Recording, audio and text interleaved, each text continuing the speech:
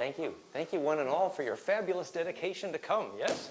Děkuji vám všem za to, že jste se odhodlali a přijeli jste sem. So, let us begin with our little gentle science introduction this morning, yes? Takže teď začneme. Could I please put it a little bit? I will be careful.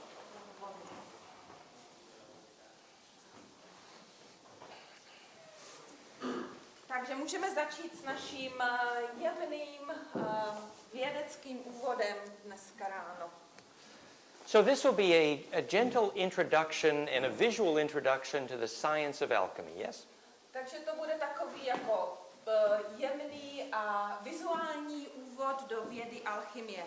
So we try to unify your interest in practical feng shui with the simple introduction to why the concept of alchemy is so important and universal.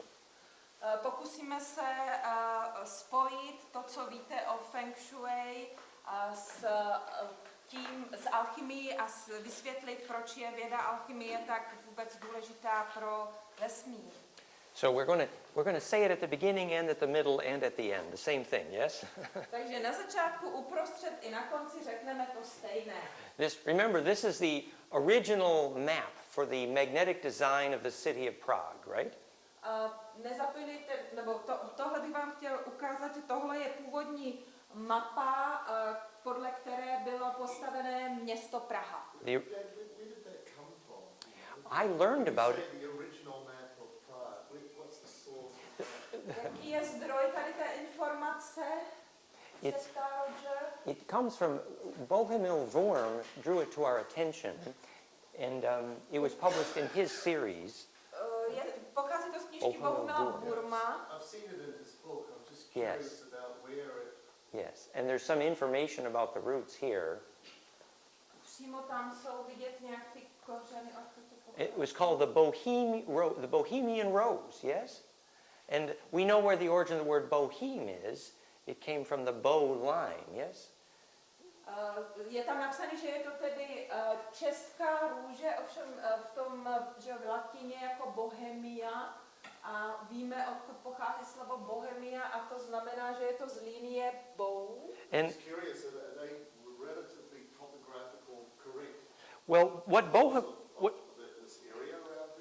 what Bohumil Worm actually did was he took many of the key sites of Prague and confirmed their layout on the map. That's what he originally did, yes? Diskutují tady pořád ještě ten původ té mapy, ale Dan vysvětluje, že Bohumil Worm udělal to, že vzal ty klíčové místa v Praze a porovnávali tady s tou původní mapou, oni už tam jsou opravdu zachyceni. So in our original lectures in Prague, where Radka was kind enough to introduce us to Bohumil Worm, takže na té přednášce v Praze, kdy nás Radka seznámila s Bohumilem, we actually had him present, and he presented his work and samples from that book. I think I have it here, actually. Tak to Bohumil vlastně vysvětloval tu svou knížku a ukazoval i jako ukázky z té knížky, vzorky z té knížky. Den to teďka hledá. Já myslím, že tu knížku budete i znát. So what he did is he took the key sites of the city of Prague and overlaid it on that map, yes? Takže on vlastně vzal ty klíčové místa v Praze a přiložil je vysloveně na tu mapu. So many of you know his book Mystic Prague. Or no, this isn't by Bohumil, but this is a book that he used, Mystic Prague, I believe, yes? Používá prameny tady z té knížky Mystická Praha. And he showed the concept of the 7 arrows overlaid on that map, for example. Ukázal i ten koncept těch 7 paprsků, když se to přiloží na tu mapu. And for those interested in the area as we do our touring, these are some of the sacred sites that he overlaid on that map. A jestli vás to zajímá, tak tohle jsou některé z těch posvátných míst, které přiložil na tu mapu. And then the other section was on the history of John Dee, which we'll get into later. Pak je tam ta historie Johna Dee, ale k tomu se dostaneme později. But for example, the key pentagram in that map was these 5 sites actually, yes? Ale zajímavé je, že ten klíčový pentagram na té mapě je vlastně tady těch 5 míst. Notice that the Prague castle was at the center actually, yeah? A vlastně Pražský hrad byl ve středu. Now I have to say, I have to be rather humble here. because I would much prefer that Bohumil were presenting this himself. I'm only a visit here, actually. I teach the principles. Já tady musím být velmi skromný a byl bych vlastně rád, kdyby to tady Bohumil mohl prezentovat sám. Já můžu vysvětlit jenom ty základní věci. But the principle we want to teach, and this is, we're starting with the sort of scientific essence, and then we apply it to history a bit later, if we may. Yeah? A ten princip, který bych tady chtěl vysvětlit, je tak, že začneme těmi vědeckými základy a potom k tomu přidáme ty historické okolnosti. The principle appears to be really the essence of our course, in a sense, and that is implosion or fractality. Ale ten princip, na kterým je i ta mapa založená, je vlastně to, co i nás zajímá jako jádro, a to je sice ten princip té imploze.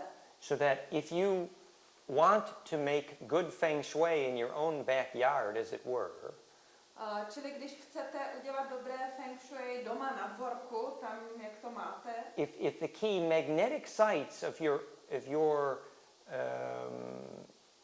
most important features on the land, if the key magnetic sites of your most important features on the land, tak ty nejzákladnější magnetické místa na tom kousku půdy, který vy máte, if you can in some way overlay a rose on that, pokud se vám na to nějak podaří přiložit růži, which in 3 dimensions would actually be the sacred geometry we're going to speak about, což je vlastně ve třídimenzionálním prostoru ta posvátná geometrie, o které budeme hovořit. That if there's an element of self-similarity or rose or onion or fractal-like to it, Pokud to může mít ten prvek podobnosti se sebou samým, nebo fraktálnosti, nebo ta růže jako taková.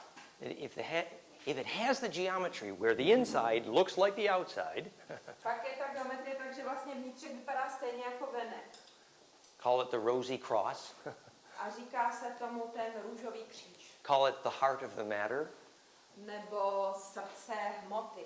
call it the fusion point, the omega point, the 0 point, yes?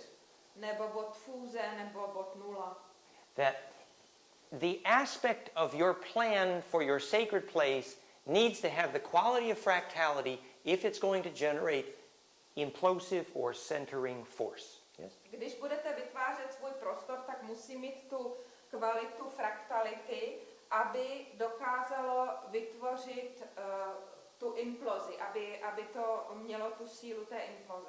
So the essence of the core concept here is that all self-organization, Takže ten základ toho uspořádání jádra je takový, all centripetal forces, že všechny centry pedální síly, and that includes gravity and life force itself, která obsahuje i gravitaci a životní sílu samotnou, mají takto fraktální uspořádání. that every time you create a situation where an energy system self-organizes at its center, Pokaždé, když vytváříte energetický systém, kdy se energie organizuje sama do svého středu, the symmetry or sacred geometry which makes that possible tak ta symetrie nebo posvátná geometrie, která to vůbec umožňuje, is at its heart fractal or self-similar. Yes?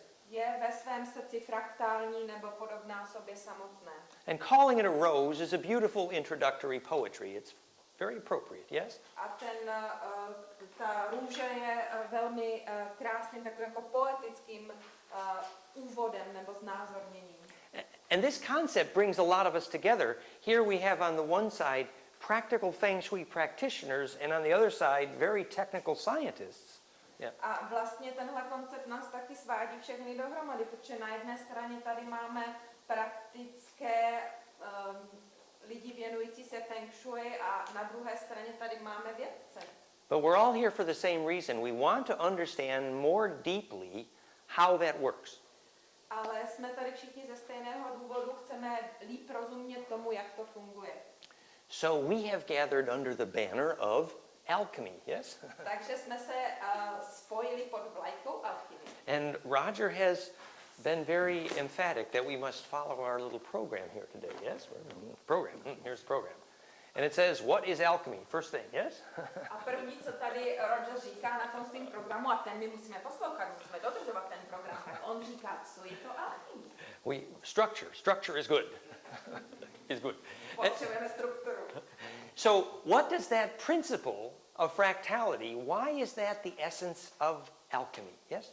Takže co je principem fraktality? Proč je tím základem alchymie? The reason is simple. Ten důvod je jednoduchý.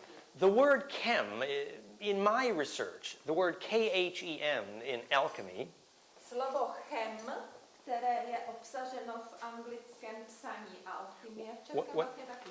When I always sort of figure out you'll get to the root of the thing by getting to the root of the word itself. That's the way I approach these things, Já right? jsem si vždycky říkal, že ke kořenu věci se dostaneme, když se dostaneme ke kořenu toho slova.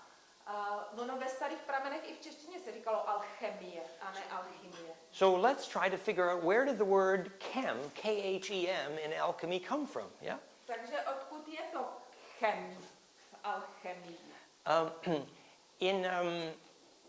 If you study sort of the specific history of the word chem was an early name for Egypt, for example. Když si budete studovat určitým způsobem historii lidstva, tak zjistíte, že třeba například to slovo chem bylo původním názvem starého Egypta. And if you ask the historians, well, why did they name the Egyptian the chem, they say because the primary bloodline of the people that lived there were called the blue-black blood. They were blue-black. Blue-black people and blue-black blood. Když se zeptáte historiku, proč se vlastně začalo Egyptu starému říkat chem, tak vám řeknu, že je to hlavně kvůli tomu, že původní pokrevní linie lidí, kteří tam žili, tak oni byli modročerní a měli i modročernou krev. You know, you have the famous story of the black pharaohs that came from South Egypt. Vincent could tell you more about that, I'm sure. Víte tu historii toho černého krále, který přišel z jihu Egypta? And you have the story of the Nubians. A o Nubících. And you can see that their blood could be called blue-black for two reasons. A nazývali se tedy modročerní ze dvou důvodů. Of course, they were black people. Their skin was dark. That's true, yes? Samozřejmě, že to byli černí lidé, měli černou kůži. But who is a blue blood? Ale kdo má modrou kůži? A blue blood. Krev. You know, we talk today about the blue bloods are the rich people or the people that come from royal families. They call them the blue bloods, right? Dnes se říká, že má modrou krev ten, kdo je bohatý anebo pochází ze šlechtického nebo z královského rodu. Now that leads us to a whole other story of why their blood was more blue, and some people think it had to do with copper content in the blood, yeah?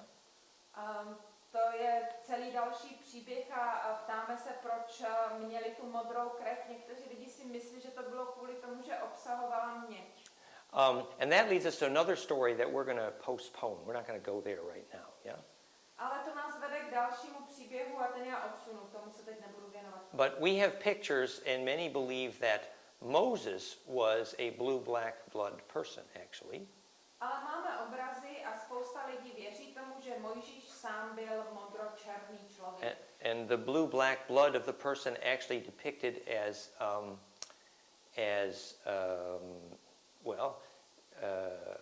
as Lucifer. A v podstatě ta modročerná krev bývá zobrazována jako Lucifer. And we know that generally referred to a person called Enki, who was also blue-black, yeah? A víme, že nás ta Luciferus vede potom k postavě, která se nazývá Enki, ten byl taky modročerný, že? And this gets us to one of the mysteries of Rennes-le-Château that we're also not going to do right now, the South France mystery. A to nás celé vede potom k příběhu z Rennes-le-Château, což je vlastně ten příběh té jižní Francii a tomu se teď nebudeme věnovat. Because many believe this is the source, this blue-black Lucifer Enki, this is the source of the bloodline of Magdalene. Ale spousta lidí si myslí, že tady ta modročerná krev Enkiho je vlastně ten zdroj, je to vlastně pokrevní linie Magdaleny. And we could discuss the origin of the word Mag. A mohli bychom hovořit o původu slova ma, which refers to a line of dragon queens called the Asa Uru, yeah? která nás přivede až k dračí královně, která se nazývala Asa. Asa Uru Asuras. Asa Uru. Asa Uru. Uru meaning dragon, yeah? Uru znamená drak. Now, another time we could have all kinds of fun with that history story, yes? Někdy jindy se můžeme pobavit tím, že si probereme tady tu historii, tady příběh historické. Now, most people here know that I have a very strong opinions about the ET history of DNA, yes? Většina z vás ví, že mám velmi vyhraněné názory na historii, která se týká mimozemšťanů a DNA a podobně. And we're very happy to spend many days talking about my view of the history of Enki and the Sumerians and the dragons. That's one of my subjects. Byli jsme spolu velmi, nás bavilo probírat tady tu historii těch Sumerů a draků, yes, a Enkiho, což je jeden z mých oblíbených předmětů. Like the Asa Urus became the Azores, the Asuras, and the word Dine Asor, yes? Oh. Asa Uru vlastně jsou, teďka to otočil to slovo, až se dostal k dinosauru. Like if somebody asks you why the word Europe starts with UR, what's Ur mean? Yes, Ur.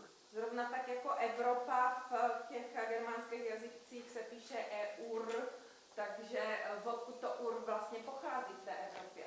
UR means of the ancient dragon blood, or of the old ones in Ur German. znamená ze staré dračí krve, anebo následovníci těch starých.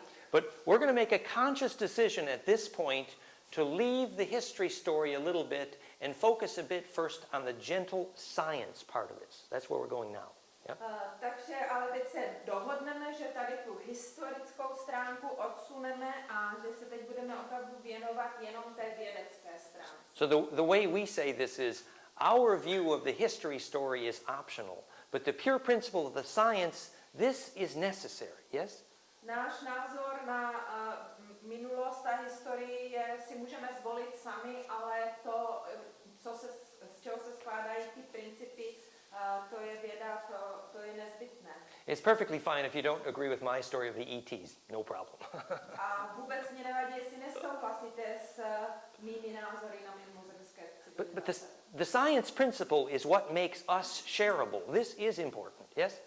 Ale ty zásady vědecké jsou to, co můžeme mezi sebou sdílet, a to je pro nás důležité. The science principle has to do precisely with what made this a blue-black hole. A vědecké principy nám vysvětlí, proč je tady tohle modročerná. A blue-black hole in the blood. Blue-black or black hole in the blood. Modročerná nebo černá díra v krvi. So we do want to talk about a simple introduction to the science of what is a black hole.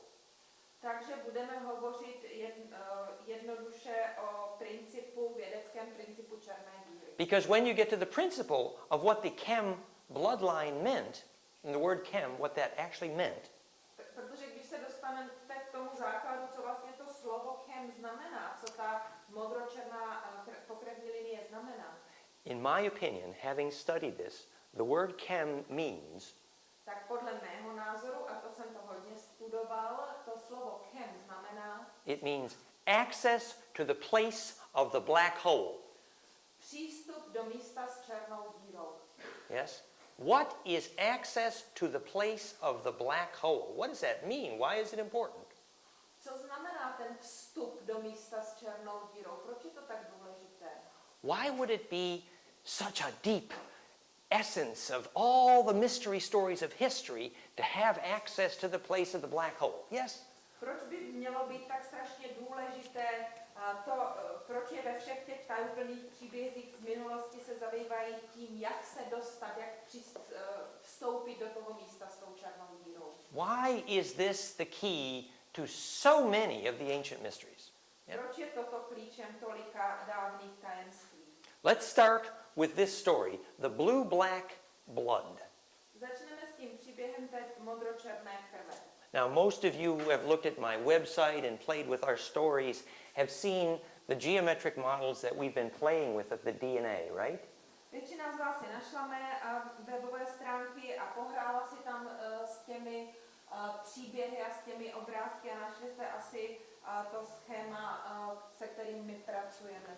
And tomorrow on this calendar, Roger has written, we're going to study the sequence of folds in DNA. That's part of our agenda, yes? A zítra, podle toho, jak máme v programu napsaný, budeme společně probírat tu sekvenci skládání DNA. So what would give us access to the place of the blue-black hole in the blood? Jak se tedy dostaneme do toho místa s tou modro-černou dírou v naší krvi? What would make a black hole or implosion happen in blood? There's the question. Co způsobí to, že dochází k vytváření černé díry nebo že vzniká imploze v naší krvi? Part of what made this bloodline interesting, Enki and Moses and the whole story of the Mogs, Částečně je proto důležitá tady ta pokrevní linie Enkiho, Mojžíše a starých mágů. is they had a little bit more blue in their aura. Protože oni měli o něco víc modré v auře. So, supposing I happen to be an electrical engineer, and since I do happen to be an electrical engineer, Řekněme, že bych třeba byl elektroinženýr a já vlastně ve skutečnosti jsem elektroinženýr. I would like to know what is the science of what allows your aura to have more ultraviolet blue radiance, yeah? Tak mě by zajímalo z vědeckého pohledu, co způsobuje, že máme v té ultrafialovém spektru z té aury víc modré barvy. What do they call the children who have blue in their aura? Jak se říká těm dětem, co mají tu modrou v auře? So you have the indigo children's story, yes? Víte o indigových dětech. The ultraviolet, the blue-black radiance in your aura. Modročerná radiace v auře. Now, the word AU does mean gold in history. AU znamená zlato z historie. So obviously the principle of why gold is important is coming into this rather early, yes? Takže vidíte, že tady to, proč je zlato důležité, se nám do té přednášky dostává poměrně brzy. And we know the word you are in aura means ancient dragon blood or ancient one, right? A UR víme v tom slově aura, že znamená krev starých draků nebo stará krev. And we know that's related directly to the word Aryan and the word Orion, yeah? A to už nás přímo vede k Arianům a k Orionu. Yes? Now let me tell you just a little joke at this point. Já bych vám tady chtěl říct takový vtípek. Do you know why for about 300 years at any pharmacy in Europe you could go in there and you could order a mummy powder? Víte, proč asi 300 let můžete zajít do jakékoliv lékárny v Evropě a požádat si o mateřský prášek? It's true. Mummy powder was a required ingredient. If you were a decent pharmacy in Europe for 300 years, you had to have mummy powder in stock. Protože když chcete být slušná lékárna v Evropě, musíte mít skladem mateřský prášek. It was ground up mummies. Ground up mummies from Egypt. Ne, tak Yep. není mateřský, to je mumio. Mumio. Yes. Když tak mě opravujte. You know- Mami je mami. Jak mumie, tak... I thought it's a mother powder, you know. No. No, it's an Egyptian mummy, yeah? Jo, to je prášek opravdu z egyptské mumie. Does anybody know why it was served at every pharmacy in Europe for 300 years? Víte, proč se to prodává 300 let v každé lékárně v Evropě? No, it had a very powerful pharmacological function. Gold is the answer. It's right. Odpovědí je to zlato. Obsahuje zlato. I have here a little bit of the same gold powder that was invariably found in the mummy powder. Já tady mám s sebou trošku toho zlatého prášku, který se nachází v tom prášku z mumie. Now, the real gold powder that was always in the mummy powder Skutečný zlatý prach, který se vždycky nacházel v tom prášku z mumie, has a powerful and somewhat disturbing feeling. je kolem něho takový pocit, nebo dává takový pocit síly, ale i trošku rušení. We call it a phase conjugate dielectric. Which phase conjugate dielectric? Thank you. Thank you.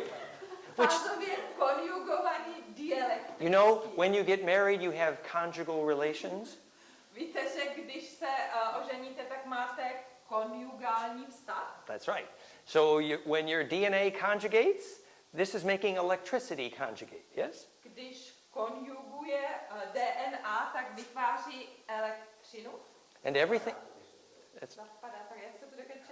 it means, conjugation means testing to see if when you add and multiply the possibilities, is everything going to come up roses? Konjugovat znamená testovat, jestli když se spojíte a násobíte, tak všechno, co z toho vznikne, budou růže. It's another way of saying that the golden mean ratio To znamená vlastně, že ten zlatý řez solves the problem of adding and multiplying among waves. řeší ten problém sčítání a násobení v našem vlnění. And that's the perfect way to conjugate for waves to meet. Energii. A to je perfektní způsob, jak konjugovat, jak pronikat, jak se spojovat. Oh, I see my friends are conjugating down there on the street. Vidím, že mí přátelé se dole na ulici konjugují. It means they're getting together to find out what is shareable. Znamená to, že se setkávají a spojují, aby zjistili, co si můžou vzájemně sdělit. We'll talk more about it, but I want to talk about gold powder for a moment, yes? Budeme o tom ještě hovořit, ale teď bych chtěl ještě mluvit o tom zlatém prášku. Now this stuff is actually disturbing. Does anybody want to try feeling it? I warn you, it's a little Tady, strong. ono to působí tak jako rušivě. Chcete si na to někdo sáhnout? Já vás trošku varuju. Jako, máte z toho zvláštní pocit. Anybody want to try feeling it? Chcete si na to někdo sáhnout? Okay, sir? Fine. So this is just a monoatom of white gold. And it feels a little strong. I'm just going to put it in your hand for a moment, okay? Je to prostě takový jenom vzoreček Maybe your other zlatého hand, prachu, yeah, without the ale watch. je to takový divný pocit. Yeah, without the watch. Or if you it's better off without the watch, because it's Bez hodinek. that's opposite to phase conjugate. Yeah. Protože ty mají nějak opačný náboj. Do you feel something? Cítíte něco?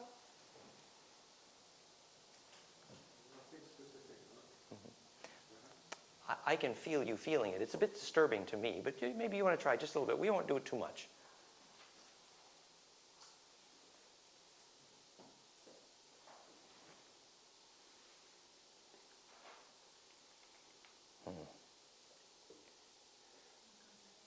It's starting to bother me, actually. Maybe we, if you put it in here, this is a phase conjugate capacitor. It makes it a little stronger, actually. Tady je Or maybe you don't want, huh? přístroj, kterým se zesílí to účinkování toho prášku. Yeah. Yeah. And just try feeling that, yeah? Takže teď si na to zkuste sáhnout.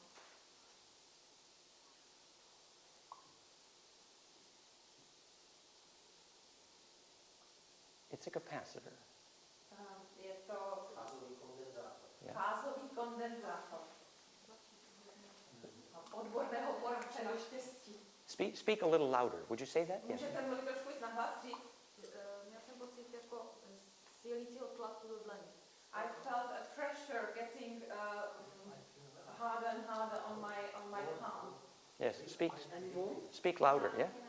Yes. Yeah. Go ahead. What did he say? I don't know, I haven't heard. Can you speak louder? A warmth. He felt warmth. Teplo a tlak. Warmth and pressure. This is a phase conjugate dielectric. It's very strong, actually. To je ten fázový co? We have measured. Kondenzátor, takže ono je to teďka už dost silný. Generuje prostě Já náboj celku chápu, co to dělá. We have measured up to a 50% increase in fermentation rate, measuring glucose consumption using these materials. Dosáhli jsme 20% zvýšení schopnosti vzklíčení semen, a když jsme měřili glukózu, která se tam vytvořila. Yes. Do you want to try? Yes. Wow, in fact I could feel it from this side. Yes, me too. I know. Yes, we say it's too strong. Thank you very much. We're going to leave it over here. Okay. Now, let me show you another example of a phase conjugator. Teď bych vám ještě ukázal jiný případ toho fázového konjugování. Let's pretend that this is the gold crown of Rudolf II. Budeme předstírat, že to je zlatá koruna Rudolfa II. Except we've improved on the design. Ale my jsme zlepšili její stavbu, její design. Because we now understand the physics. Protože my chápeme tu vědeckou, fyzickou stránku dnes. We know that... I think Rudolph didn't understand physics. I think he had some clues. He had some clues. Já si myslím, že Rudolf tomu nerozuměl. No, on nějaký náznaky věděl. We have a Rudolf II expert here. We'll get to that. Tady máme experta na Rudolfa II., takže... So he had some clues, huh? Good. On věděl něco málo. So we believe that the physics of what makes a gold crown work is My si myslíme, že ty fyzické principy, které způsobují, že zlatá koruna opravdu funguje, you create a fractal or implosive charge field at the center. je, že tady v centru se vlastně vytvoří fraktální pole náboje. So we have, of course, we know the microwave frequency of these devices, yes? Samozřejmě, že my ale známe ty mikrovlnné frekvence mikrovln tady těchto přístrojů. And we know that as a capacitive dielectric, the gold in them is phase conjugating also, yes? A my také víme, že je tam ten dielektrický kapacitor, ten náboj, který, kondenzovaný náboj, který způsobuje to nabití té energie. Now, and as neuroscientists, we now know that phase conjugate dielectrics are a primary cause of perception. A my už dneska víme, že tady právě to vytváření toho elektrického náboje je tím primárním důvodem vůbec vnímání. So would you like to try on the crown a little? Is it okay? Chceme zkusit tu, Yep. tu korunu. So I crown you Teď vás korunuji. Queen of the Czech Republic, right here. Ooh. Sits well on her. Vám to tady sluší. Do you like your? Cítíte něco? Do you like? Líbí se vám to? What do you feel?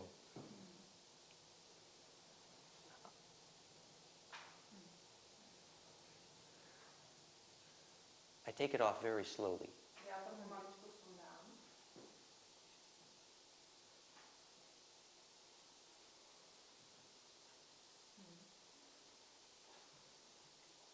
Do you feel something? Cítila jste něco?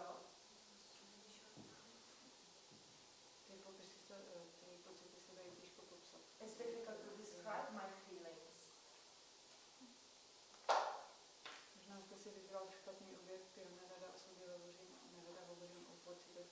It's difficult for me to talk about myself and about my feelings and what I hate. So maybe you found a wrong person. Right? It's okay. You relax. Maybe you tell us more later. It's okay. Yes. Would you like to try it? Here. Yes. Okay. So I am crowning you, and this is checking for pure intention. It explodes off this now. Right.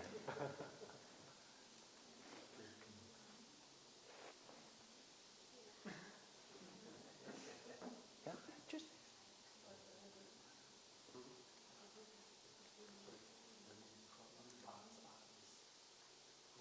Yeah. You see, the idea is we need a phase conjugate cone increasing charge pressure on the gland center. Yes? Potřebujeme vlastně zvýšit ten elektrický náboj, který se dostává do těch žláz, které máme uprostřed hlavy. Yeah. Now, many people can feel it even after you take it off. A little bit of residual effect. You try? Někteří lidi, i když to sundám, tak cítí jako takový reziduální efekt ještě. This is a phase conjugator. Yes? Tohle je fázový nabíječ. The reason it checks for pure intention is as you exist in the center of those electrical pressures, those converging lines, Když vlastně existujete, když jste v tom centru těch spojených elektrických nábojů, one of the many effects will be acceleration of metabolic rate, actually. tak jeden z hlavních následků, který to má, tak je například zrychlení metabolismu. Yeah, and as you feel, is it okay? Yeah, okay. As you feel that little bit of a buzz, little presence, yeah. Cítíte to trošku, jako kdyby to navenčilo. The whole body, I can feel it in my whole body. Yes. Can you say more about what you feel? Můžete říct trochu víc k tomu, co cítíte? Takže to nasazení to bylo takové jako zintenzivnění tepu nebo zesílení tepu, který jsem cítil v celém těle, posundání takovým mražením. When we were putting it on, I felt like my heart beat was more intense, and I felt a kind of excitement. And when you were taking it off, I felt like tickling all over my body. Great. Anybody else have anything they want to say? Ještě někdo něco chce říct? Já jsem cítila hodně tlak jako hlavy, někdy se takovou hodně těžší hlavu jsem cítila. I felt pressure in my head as if my head was more heavy. Yes, exactly. And you know your charge field starts to grow like this. Yes. Ano, to je přesný. Je to jako těžší a to pole vlastně toho elektrického náboje narůstá. In the same way, a rapture experience begins, actually. A stejným způsobem vlastně je i ten věm toho, já si myslím, which experience then? Rapture? Rapture experience. Rapture. Jo, aha, ten prožitek té blaženosti, nebo toho vytržení, té exploze. Tak ne imploze, ale exploze. Meditace. Sometimes, like in meditation, I feel something similar. Yes. Thank you for saying that. Perfect. Yes. Ano, děkuji, meditace, to je Yeah. perfektní. Vytržení,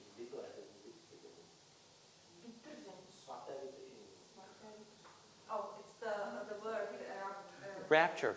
I see. Yes. As in raptor, to be gripped or wrapped with charge. It feels like a vice-like grip or like an eagle's claw. Je to pocit jako opravdu, když vás tam ten náboj jako schmatne a je to, přirovnává se to pařátům orla, jako kdyby vás chytli za tu hlavu pařáty orla. I just pass it now. You play with it as you like. Yes.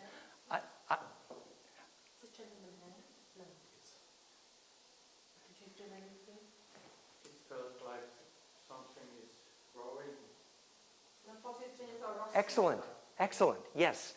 Precisely, that is the essence of growth. You see, when we use those kinds of dielectrics, we produce accelerated growth. Ano, je to vlastně princip růstu a když používáme tady tyhle dielektro přístroje, tak vlastně zrychlujeme růst. So we're being usefully introduced now to the science of what is a bioactive electric field. Takže teď jsme si vlastně ukázali ten vědecký základ toho bioelektrického pole. So up here we were discussing how the word gold and implosion had to do with Aura, Arian, and Orion. Zatím jsme tedy ukázali, jak slovo zlato a imploze jsou obsaženy v tom v auře Arianu a Orion, ve slově Orion. So the fact that the word aura and gold and Aur and Arian and Orion all have the same root.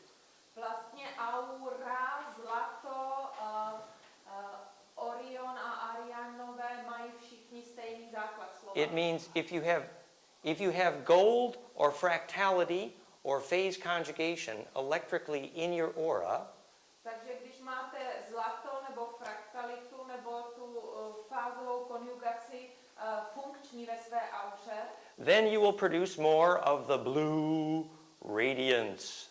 Budete víc vyzařovat modré spektrum. The ultraviolet blue fire of a radiant aura, yes? Ultrafialové vyjadřující modrou auru. So we're now wanting to see the history of the building of what makes a bioactive electric field, yes? Teď budeme probírat historii staveb, které vlastně vytvářejí to bioelektrické pole. So remember, this is a poetic intro. We'll get to more serious physics a bit later, okay? A nezapomínejte, že tohle je poetický úvod. Do skutečné fyziky dojdeme později. We've talked about what the word chem means. Chem, K-H-E-M. Hovoříme o chem. Now I would like to introduce you to the history of the word Shem. A teď bych vám chtěl vysvětlit historii slova Shem.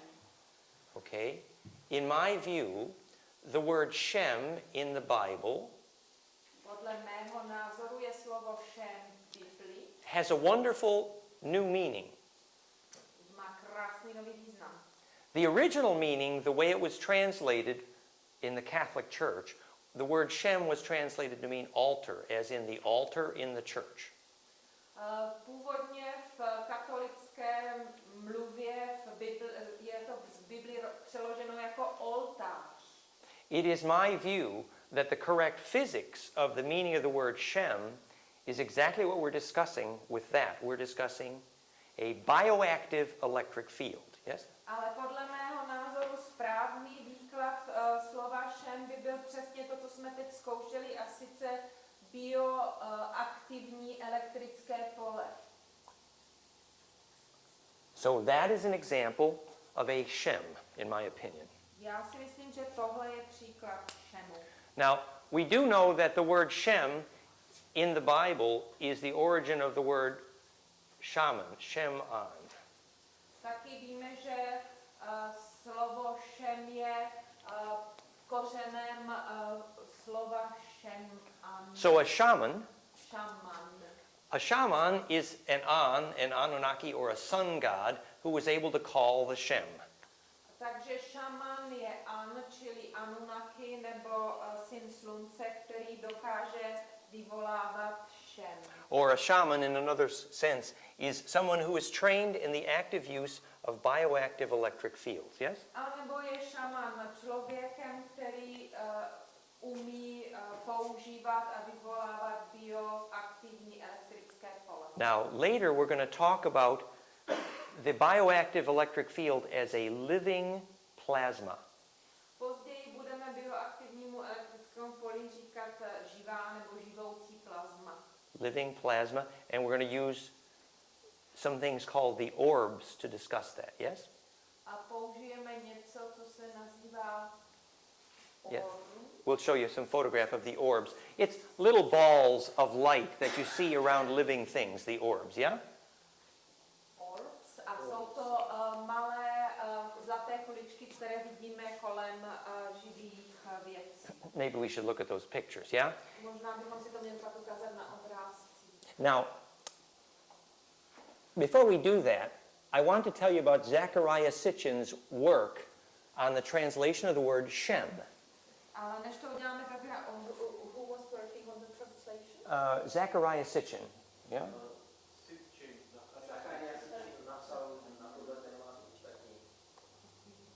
Zecharia Sitchin from Genesis Revisited and the 12th Planet. Many of you know Zecharia Sitchin's work, yes? Zachariáš Sitchin a napsal spoustu knížek jako Genesis Revisited, čili vlastně revidovaná He's a kind of, well, he sort of led the world into a retranslation of Sumerian. He's very controversial, but he's written beautiful books, yes?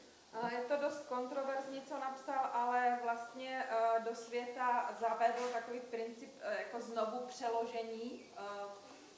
Now, the point I want to make is that Zecharia Sitchin, after spending years just studying this word, Shem, in the Bible, Zachariáš Sitchin Biblii studoval celý roky jenom tady to slovo Shem, because he realized in Sumerian, yes, protože v té sumerštině si uvědomil, that knowing what a Shem was the most important part of the story. Yeah? že nejdůležitější součást všech těch příběhů je vědět, co je Shem. If you were important and God let you do it, then you had the privilege so that you could raise a shem unto the Lord.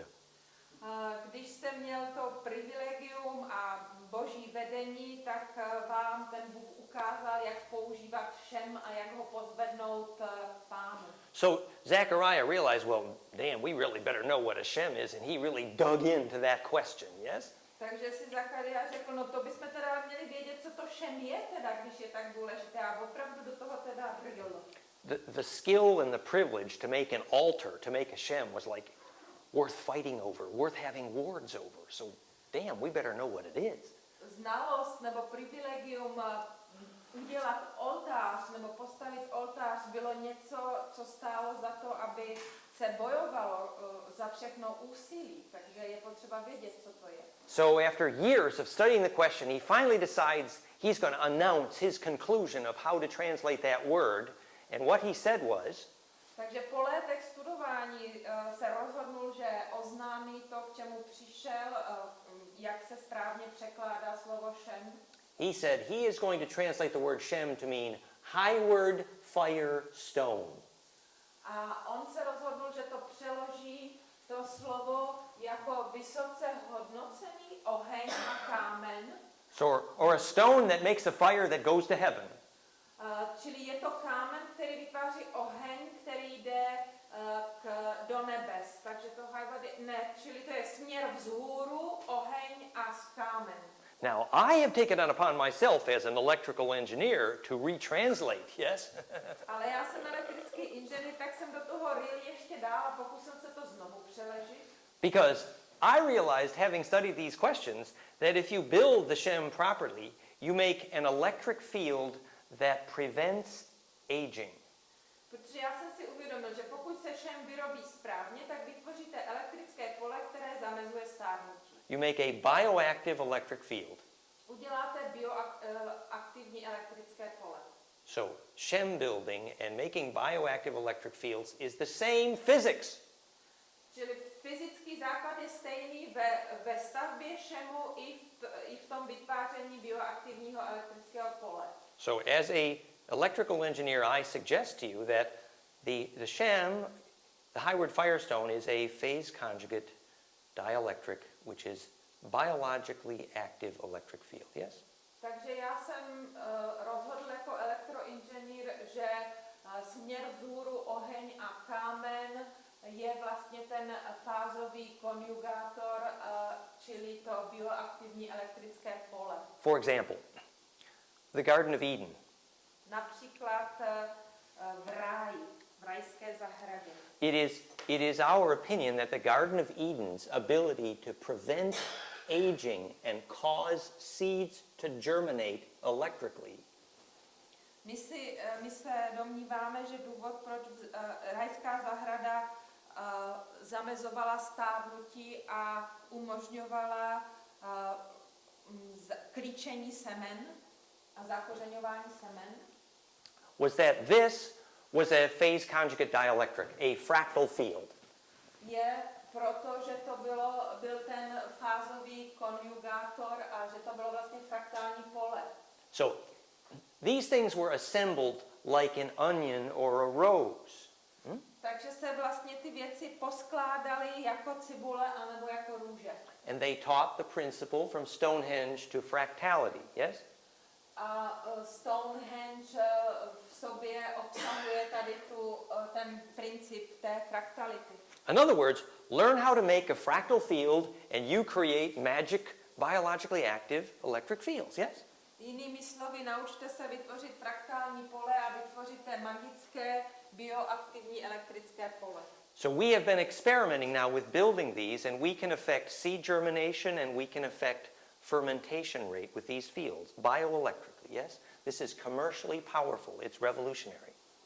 My jsme dělali spoustu pokusů tady s těma stavbama a podařilo se nám opravdu vytvořit bioaktivní pole, ve kterém klíčí semena a je to velmi silné, je to také dobře komerčně využitelné, je to opravdu revoluční.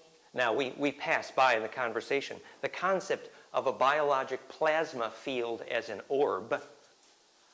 Jak jsme tady se o tom zmínili v průběhu, tak ten koncept toho bioelektrického pole jako to orb.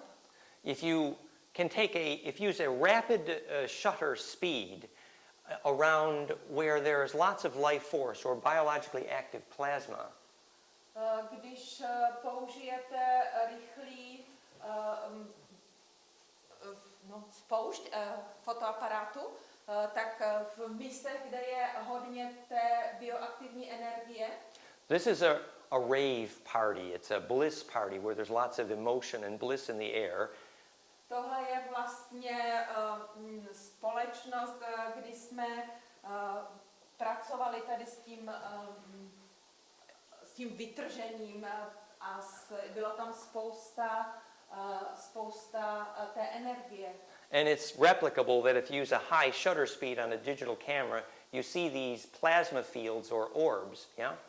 A opravdu se dá zachytit rychlostní spouští na kameře, na digitální kameře, že tam byla spousta tady těch útvarů energetických. Now, I draw to your attention that the shape of these plasma fields that biology creates they have geometry, they're structural.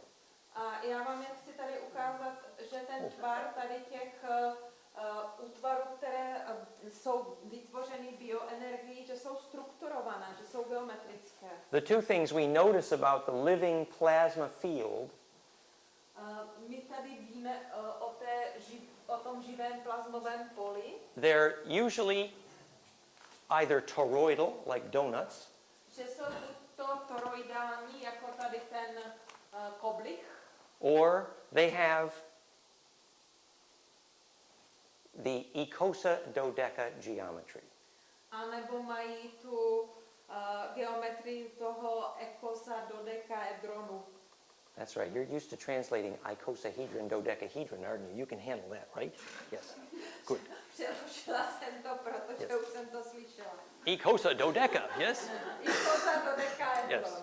Yes. So the same geometry that you are using in your dance Takže stejná geometrie, kterou používá Valerie v těch tancích, appears to be the natural geometry of these plasmas. Note, this is a 10-sided structure.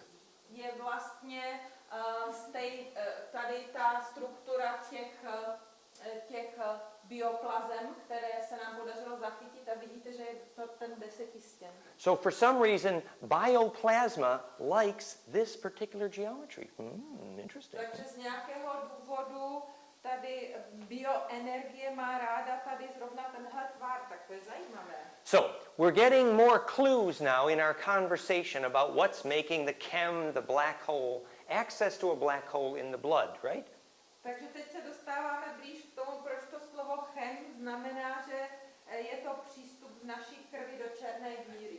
But before I go there, Vincent, I had the sense that when I was talking about the Sumerian story that there was a comment we missed or something. Did we? Já jsem měla takový pocit, když jsem hovořila o tom sumerském příběhu, nebylo tam něco, co jsme nezastihli, co jsme vynechali? Like Sitchin on Highward Firestone, do you agree with that thought, or? Nějaké takové sedění na tom směr nahoře oheň kámen.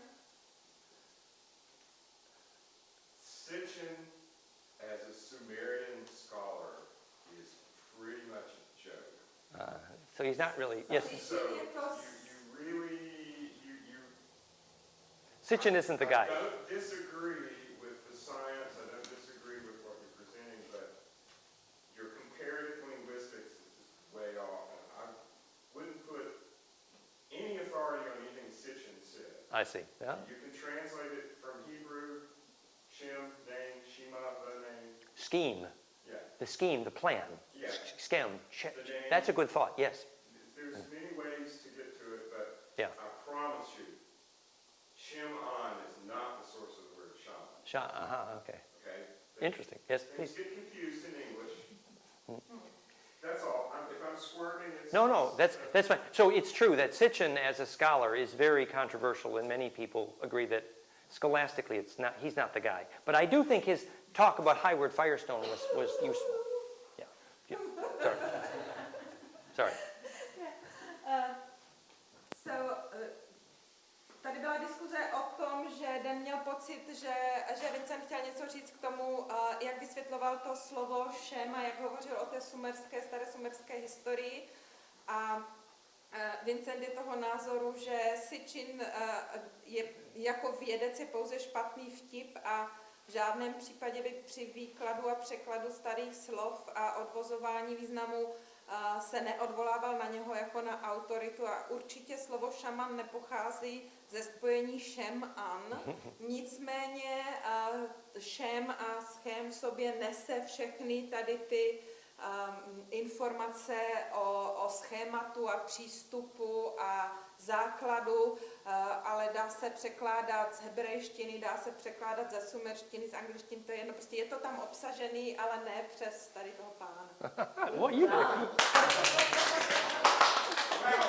But you can't be sure that I translated it properly. No, Maybe I just said, oh, Dan is such a fast speaker, I can't only take a break. But really what we want to encourage that dialogue is part of this. That's good. And controversy is fine. I do like it that you bring up the idea that Shem, as in schema, the scheme or the plan, has that origin. It's very good. So this is the essential geometry, the essential symmetry of the plan or the scheme, the Shem. No, v každém případě jsem rád, že tady vzniká dialog i to, že probíráme ty kontroverze, že máme různé názory, to bychom byli moc rádi, kdyby se takhle rozvinulo. A taky jsem moc rád, že se zmínil o tom, že vlastně to šem v sobě obsahuje tu geometrii, je to schéma, je to ta struktura. Čili zase nás to přivádí zpátky k tomu stejnému. So clearly where we need to go now in terms of the principle is understanding this concept of the fire in the blood. Yeah. Takže vlastně to, k čemu se teďka potřebujeme dostat, je, že bychom měli pochopit ten koncept toho ohně v krvi. But I think you're suggesting maybe a pause. Did we have a break scheduled? Možná bychom si mohli ale udělat přestávku. Sure. Yeah. Yes, did you want? Takže je 10:30.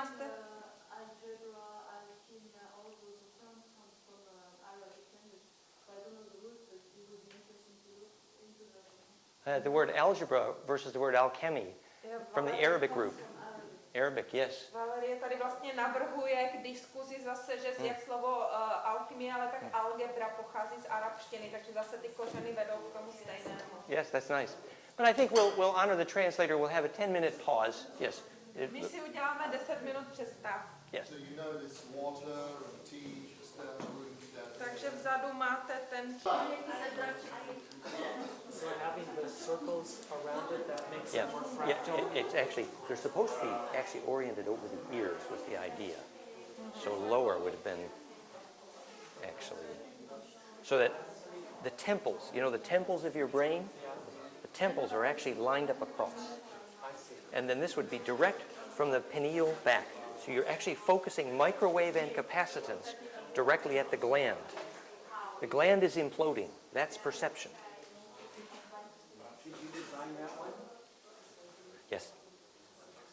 It's not well adjusted. When you do brainwave work with it, you adjust it.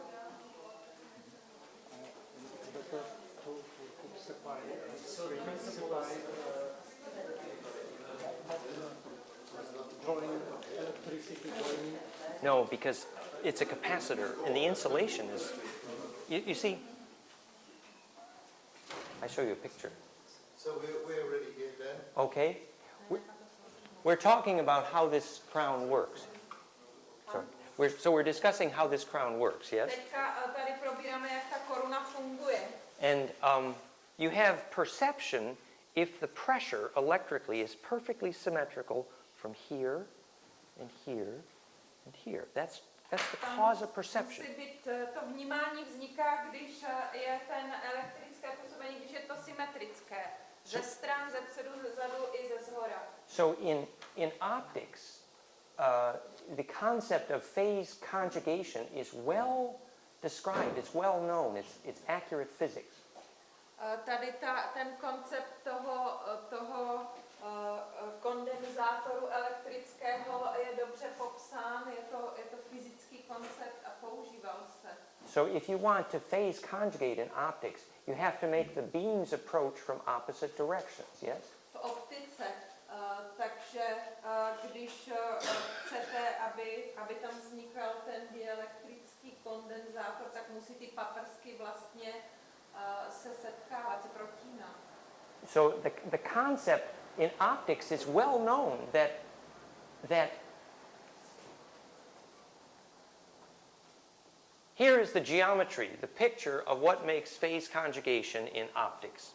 Tady v optice vidíte tu geometrii, jak dochází k té fázové konjugaci. So you bring in lasers precisely opposing in their direction. Takže ty lasery jdou přesně z opačných směrů. So these would be the 4 directions here, yes? Takhle by byly ty 4 směry.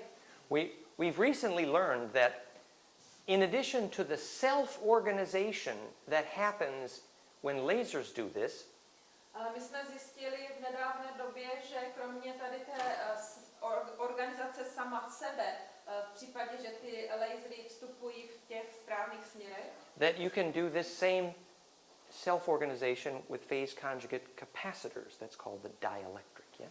These are the tak to stejné, capacitors. že jde udělat v tom kondenzátoru, dochází k té fázové konjugaci, takže tak vzniká to bioenergetické pole. Although this has also a microwave activity based on its diameter, which is bioactive as well as a capacitor, yes? Ale kromě toho tam ještě je důležitý i ten průměr toho kruhu, který tam vytváří ten elektrický náboj. So this is a correct visualization of what's happening to plasma, to charge at the center of your head. Takhle je vlastně správně ten obrázek toho, co se děje v té plazmě, když vedete ten náboj dovnitř do hlavy. And this is a good introduction to this section of our curriculum where we're going to discuss what puts fire in blood. A to je dobrý úvod k tomu, když my tady probíráme teďka v té části té přednášky, k čemu vlastně dochází, jak dostaneme ten oheň do krve. So remember, that's where we're going to. DNA was getting this access to the black hole. Takže k tomu jsme vlastně směřovali, když si vzpomenete, jak DNA vytváří ten přístup do té černé díry. And then when your DNA makes that kind of black hole, A když tedy ta vaše DNA udělá tady ten druh té černé díry, your DNA recursively braids and sucks in or absorbs electric charge. tak vlastně ta DNA se jako kdyby vhroutí sama do sebe a vytváří ten elektrický náboj a vtahuje ho do sebe. Those sound like really good words in Czech there. Rohi? Yeah, To, it's a nice word, isn't to it? suck in, yes? No, to suck in means it nasává. So here's your DNA. Your DNA is going, Takhle to dělá ta DNA, takhle to vcucává. it creates suction, yes? Vytváří sání. So the DNA is recursively braiding and imploding and attracting charge. Ona se vlastně rekurzivně vnořuje a vytváří a vcucává to elektrické pole. So on the 7th time that DNA recursively braids and folds, Jak se tedy ta DNA skládá a vnořuje. remember this was on the curriculum for tomorrow about DNA, but we must introduce it now. Vlastně to máme probírat zítra tu DNA, ale musíme se už o tom zmínit teď. So your DNA is a thread. Takže DNA je vlastně to vlákno. The thread is braided. To vlákno se takhle, tomu se říká, že se množuje So it becomes thicker like a string. a sploušťuje, začíná z toho být jako struna. Then that braid is braided, and then that braid is braided. Thicker and thicker. A narůstá to vlastně neustále silnější a silnější. So in English we would say from thread to string to rope to very fat rope. 7 times. Dochází k tomu 7krát a v angličtině bychom řekli, že z vlákna do struny, ze struny do lana a z lana do velmi tlustého lana. So short wave, ultraviolet. Ta krátká ultrafialová vlna Longer wave, longer wave, longer wave. vytváří potom, co vznikají ty delší a delší vlny. fractal embedding. A je to fraktální vnáření, vnořování. The Celtic knot, Keltský uzel, or the infinite knot on the Buddha's head, which is the symbol of Buddhism, yes? a nebo ten nekonečný uzel na Budhově hlavě, který je vlastně symbolem buddhismu. We will talk about the Anu as being the perfect knot, or the Gordian knot, or the fractal knot, K-N-O-T. O tom Anu hovořit jako o perfektním uzlu nebo gordickém uzlu. This is the place where braiding or nesting of waves is electrically perfect and therefore implosive. V tomhle místě je to vnáření těch elektrických vln naprosto perfektní a proto implozivní. Symbolized by the way your aura is braided by your DNA during Tantra. Je to symbolizovaný tím, že ta vaše aura vlastně oživuje DNA, když se praktikuje tantra. Now, these threads of your DNA, the hypothesis is the seventh time they braid, the DNA thread self-re-enters. It's called pelastration. A teoreticky se říká, že se DNA 7krát vnořuje a dochází k něčemu, co se nazývá pelastrace. So instead of a Mobius strip, you have a Klein bottle where it self-re-enters or pelastrates. Takže místo toho, abychom měli tady tu koblihu, tak máme tady to vnoření do sebe samotné, čili to, co nazývá pelastrace. The pelastration, the mini black hole, black hole, black hole. A ta vytváří tu mini černou díru, tu černou díru. And so here is the photomicrograph of DNA in a torus, a donut shaped in your DNA.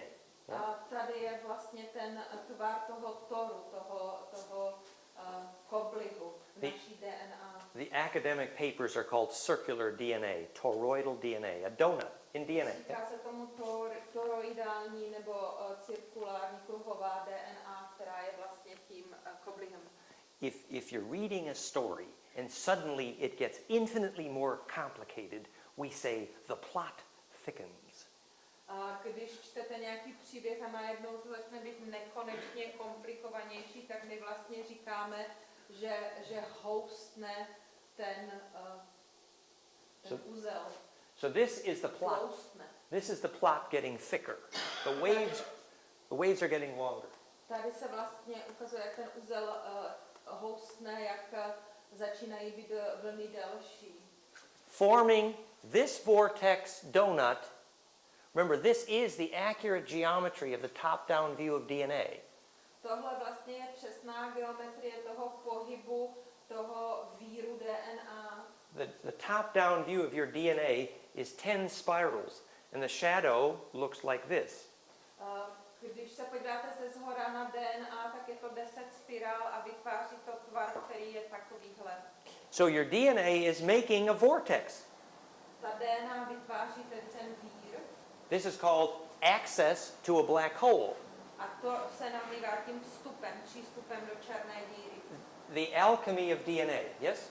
Tohle je alchymie DNA. Now most of you know how we tell this, we introduce this science to kids. It's called the Lord of the Ring, yes?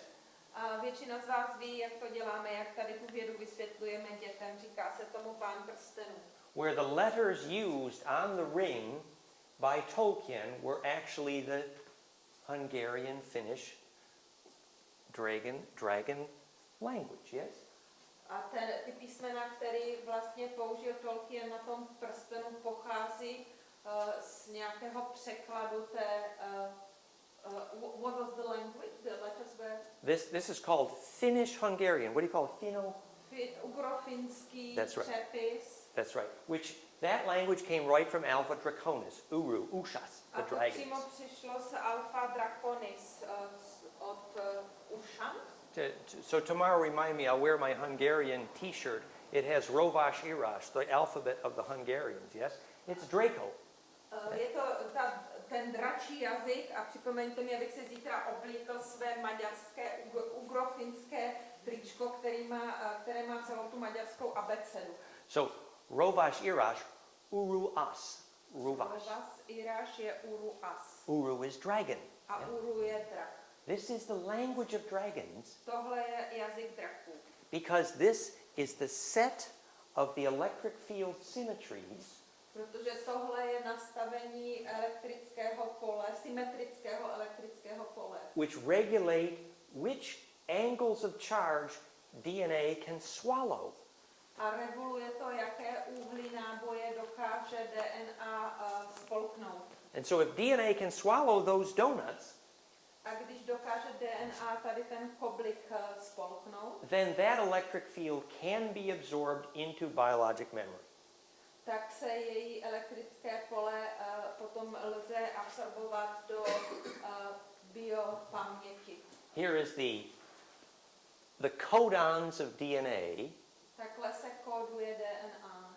adenine, thymine, guanine, cytosine, and they're nested tetrahedrally, as it were. Yes? Teďka popsal, co se tam děje. Could you repeat the phases once more? Well, it's just the names. The chemical forming, the proteins of the DNA. Aha, to jsou ty bílkoviny v DNA. Adenine, cytosine, guanine, thymine. There's 4, yeah? Aha, ty means... And so those 4 building blocks, tetrahedral, are how DNA gets graded. A ty 4 stavební prvky DNA jsou organizovány podle toho tetrahedronu. Here is each rung of the ladder of DNA. Tady je ten cyklus toho žebříčku DNA. At the center you have a golden mean rectangle. Uprostřed je pravoúhelník zlatého řezu. At the center of that is the bond between the 2 pentahex. Here's the bond. Uprostřed je ta vazba mezi těma 2 pentahexatosy. That bond is hydrogen. A ta vazba je vodík. And that hydrogens, the spectral emission lines are based on golden ratio, the Balmer series. A tady ty vodíkové vazby jsou založeny na tom zlatém řezu. Hydrogen, monoatomic, microhydrogen, that is a little black hole. Hydrogen je čili vodík má jeden atom, a když je to mikrovodík, tak vlastně je to ta černá díra. So here is this black hole in the blood, alchemy of the blood, right? Imploding. Tady vlastně máme tu černou díru v krvi, je to ta alchymie krve, je to ta imploze. And if we look then at that alphabet we were talking about, the tetrahedron, A když se podíváme na tu abecedu, když budeme mluvit o tom tetrahedronu, most of you know about the work we've been doing on the pure geometric origin of alphabets. většina z vás ví, jak jsme pracovali s tou geometrií abecedy. So this spiral on the donut of the electric charge that your DNA is deciding whether it wants to eat the donut. Takže tady ta spirála a ten koblik a ty úhly, podle kterých se DNA rozhoduje, jestli chce ten koblik slupnout. So the index to the angles based on the tetrahedron of what electric fields your DNA wants to eat is called Hebrew, yeah? Hebrejština je vlastně ten index, podle kterého se rozhoduje DNA, jestli chce ty úhly nebo ne. So what we're getting to now is how do you get fire in the blood? A teď už se dostáváme k tomu, jak dostaneme oheň do krve. This is called the origin of symbol because to symbolize is to embed. Tohle se nazývá původ symbolu, protože symbolizace je vlastně to vnořování. If DNA cannot swallow that electric field, then it cannot be remembered. It cannot be symbolized. It doesn't Když exist. to DNA nemůže spolknout, tak si to vlastně nemůže zapamatovat a tím pádem to nejde. Software environment for DNA programming, yes? Je to vlastně softwarové prostředí pro program DNA. But we could go into the physics a bit more, yes?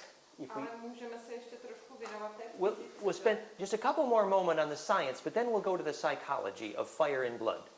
Ještě trošku se budeme věnovat té vědě a pak se dostaneme k té psychologie toho ohně v krvi. Remember, alchemy, access to the black hole, is how your blood makes that black hole, and that's what fire and blood is about. Ta alchymie toho přístupu je vlastně, jak ta vaše DNA dokáže vytvořit tu černou díru, a tak se tam taky dostává ten oheň. So if we were to take that index of symmetries, Když si vezmeme ten index těch symetrií, what at first was Hebrew, kde na začátku byla hebrejština, if we were to take off the three arrows, když tady odebereme ty tři, the rabbi uses three arrows called tagin or crownlet. ty tři šípy, které se nazývají korunky, And that tells you where you are in the tetracube, called the matrix. Yeah. tak to vám říká, kde se nacházíte v tom tetrakubickém tělese, který je vlastně ten matrix. Whereas that indexes your position with respect to the tetracube. Yes. Ten index vám vlastně říká váš postoj, v jaké pozici se nacházíte vy vůči tomu tetrakubickému tělesu. Whereas if you instead put a vertical and a horizontal bar to index your position in that cube, Když uděláte vertikální a horizontální osu těm pozicím, kde se vy nacházíte vůči tomu tělesu, I have hypothesized that the exact same letter shapes which made Hebrew then make Sanskrit. Yeah? tak já jsem hypoteticky tady odvodil, že stejné tvary, ze kterých je vytvořená hebrejština, byly potom, jsou dál potom vytvářejí sanskrt. So, sacred ancient alphabet was shadows of a spiral on a donut indexing charge symmetry, sacred geometry. Yes? Takže ta posvátné dávné kódování vlastně ukazuje, jak se pohybuje, jak se utváří ten poblíž, a to je ta naše posvátná geometrie. So really, the sacred geometry here is just an introduction to the quantum mechanics, the real physics, yes? Takže vlastně celá ta posvátná geometrie je jenom takovým úvodem do kvantové mechaniky, čili opravdové fyziky. It's a beautiful, poetic, profound, but it's real deep principles of deep quantum science. That's truly what it is, yes? Je to poetické, je to velmi hluboké a prastaré, ale ve skutečnosti to jde přímo do té kvantové vědy. And so this afternoon, we're going to talk about that. We're going to talk about unified field theories in E8, and these are called in modern physics golden mean quantum field theory, yes? Budeme o tom hovořit odpoledne, budeme hovořit o té teorii spojených polí a to, čemu se říká quantum physics. Golden mean quantum field physics. Aha, je to fyzika kvantového pole a zlatého řezu. This is among the advanced physics and math people who are agreeing that fractality is the cause of gravity, yes? Nejlepší vědci tady z oblasti fyziky se shodují na tom, že fraktalita je vlastně to, co způsobuje gravitaci. And I'm thinking of L. Nashi here, yes? A já tady hovořím o Elovi Nashovi. So the latest sort of quantum physics, the really hot, sort of most exciting new unified field theory making the headlines today. Takže vlastně ti špičkoví fyzici, kteří vlastně uvedli tady ty teorie toho spojeného pole a všechno to, co se publikuje jako obrovské objevy. This is our local hero. It's Garrett Lisi who authored this unified field physics. He's called Surfer Dude. Surfer Dude? Surfer, like, surfing the waves. And dude is dude. Jo, aha, oni mu říkají surfař, protože vlastně to pole je vlastně to pole těch vln, které uvedli. You know, like ride the long wave, Uncle Joe? He's Surfer Dude. He's riding these waves, right? On vlastně jezdí na těch vlnách. So, when you ride the waves, if you want to find how they all fit together and make a unified field out of one sacred geometry, Takže když jezdíte na těch vlnách a chcete vidět, jak ty dlouhé vlny, jak to všechno se spojuje, tak vytvoříte to jednotné pole a je to ta posvátná geometrie.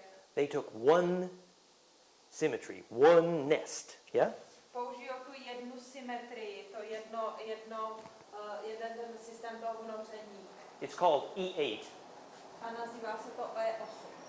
And this symmetry nest has been shown to contain within it all the subatomic particles, the entire unified field, including the graviton, the gravity particle. Everybody's in there, the whole. A tady to spojené pole vlastně obsahuje všechny tady ty jednotlivé částice. Všechno je to zahrnuto do toho jednoho systému. Gravity and all the subatomic particles, they're all home, right in that one Tam simple gravitace shape. a všechny částice. Everybody lives there, ain't it great? It's unified. The field is finally all together. Cool, right? Všichni jsou nadšení, je to propojené, to pole vlastně Einstein can spojuje finally rest. všechno dohromady. Einstein can now go at peace because he knows the geometry of perfect compression. I Einstein vlastně znal tady tu geometrii té perfektní komprese. And it turns out that the work on this nest is based on my hero, the mathematician, the golden mean mathematician called El-Nashi. A ukázalo se, že celý tady ten systém je vlastně založený na tom, co můj hrdina toho zlatého řezu objevil nebo prezentoval a jmenuje se El-Nashi. And El-Nashi has shown with a lifetime of work and publications in deep mathematics that this thing is all based on golden mean ratio. Makes my day. El-Nashi vlastně vydal spoustu odborných matematických publikací a dokazuje, že tady to zahnízdění celé je v tom poměru toho zlatého řezu. So when El-Nashi agreed with my prediction that fractality is the cause of gravity, a když El-Nashi vlastně souhlasil s tím, co já jsem předpověděl, že fraktalita je příčinou gravitace, he called the principle golden quantum field theory. on nazval ten princip kvantová teorie zlatého pole. And he agreed that fractalization is the origin of gravity. A on souhlasil s tím, že fraktalizace je příčinou nebo původem gravitace. As Andre Linde, the other physicist, Andrej Linde, jiný fyzik, he said that the fractal nature of space may actually be the cause of gravity. Yeah? on říkal, že ta fraktální povaha prostoru, čili jako vesmíru, vlastně může být příčinou gravitace. So now physics is happier because we know why an object falls to the ground. A teď jsou fyzikové určitě šťastnější, protože dnes už víme, proč padají předměty k zemi. Because the earth underneath us is fractal. Protože země pod našima nohama je fraktální. And this causes charge to be attracted, and that's called gravity. A to způsobuje, že je náboj přitahován a to způsobuje gravitaci. And since this is the essence of alchemy, I want to show you a couple more pictures. Yes, if I may. A protože tohle je podstatou alchymie, tak vám k tomu ukážu ještě pár obrázků, jestli dovolíte. I just said to you the reason the planet Earth makes gravity is because its core is fractal to its circumference. Yes? Já jsem vlastně teď řekl, že důvod, proč planeta Země má gravitaci nebo způsobuje gravitaci, je to, že v jádru je fraktální vůči svému povrchu. But in order to understand that for yourself, to see for yourself the sacred geometry of what Einstein missed, Ale abyste to pochopili, abyste vy sami viděli tu posvátnou geometrii, kterou Einstein už nepostihnul. I suggest to you to consider how and why it is that atoms make gravity. Tak bych chtěla, abyste si rozmysleli nebo přemýšleli nad tím, jak je to možné a jakým způsobem vytvářejí atomy gravitaci. The reason atoms have gravity is because their nucleus is fractal or self-similar to their electrons. That's the reason they're able to make gravity. Důvodem, proč atomy vytvářejí nebo mají gravitaci, je to, že jejich jádro, jejich nukleus je fraktální vůči tomu nebo s tím elektrickým nábojem. That's what makes them a little black hole. Proto jsou vlastně takové malé černé dírky. That's the alchemy of atoms. To je alchymie atomů. That is the reason that they cause charge to be attracted towards center. To je ten důvod, proč způsobují, že se náboj přitahuje do středu. Fractality causes charge under compression to experience acceleration. Fraktalita způsobuje, že náboj má tendenci ke kompresi, protože potom dochází k akceleraci. The essence of black hole making, the essence of alchemy, yes? A esence černé díry je tak vlastně tou podstatou alchymie. Remember, on that path, using golden mean ratio, Pamatujte, že who was using golden mean ratio? On that path Aha, of charge entering into jak na té cestě za použití poměru zlatého řezu, in the place where the waves cross, v místě, kde se vlny kříží, the part of the electric field of each wave část elektrického pole každé z těch vln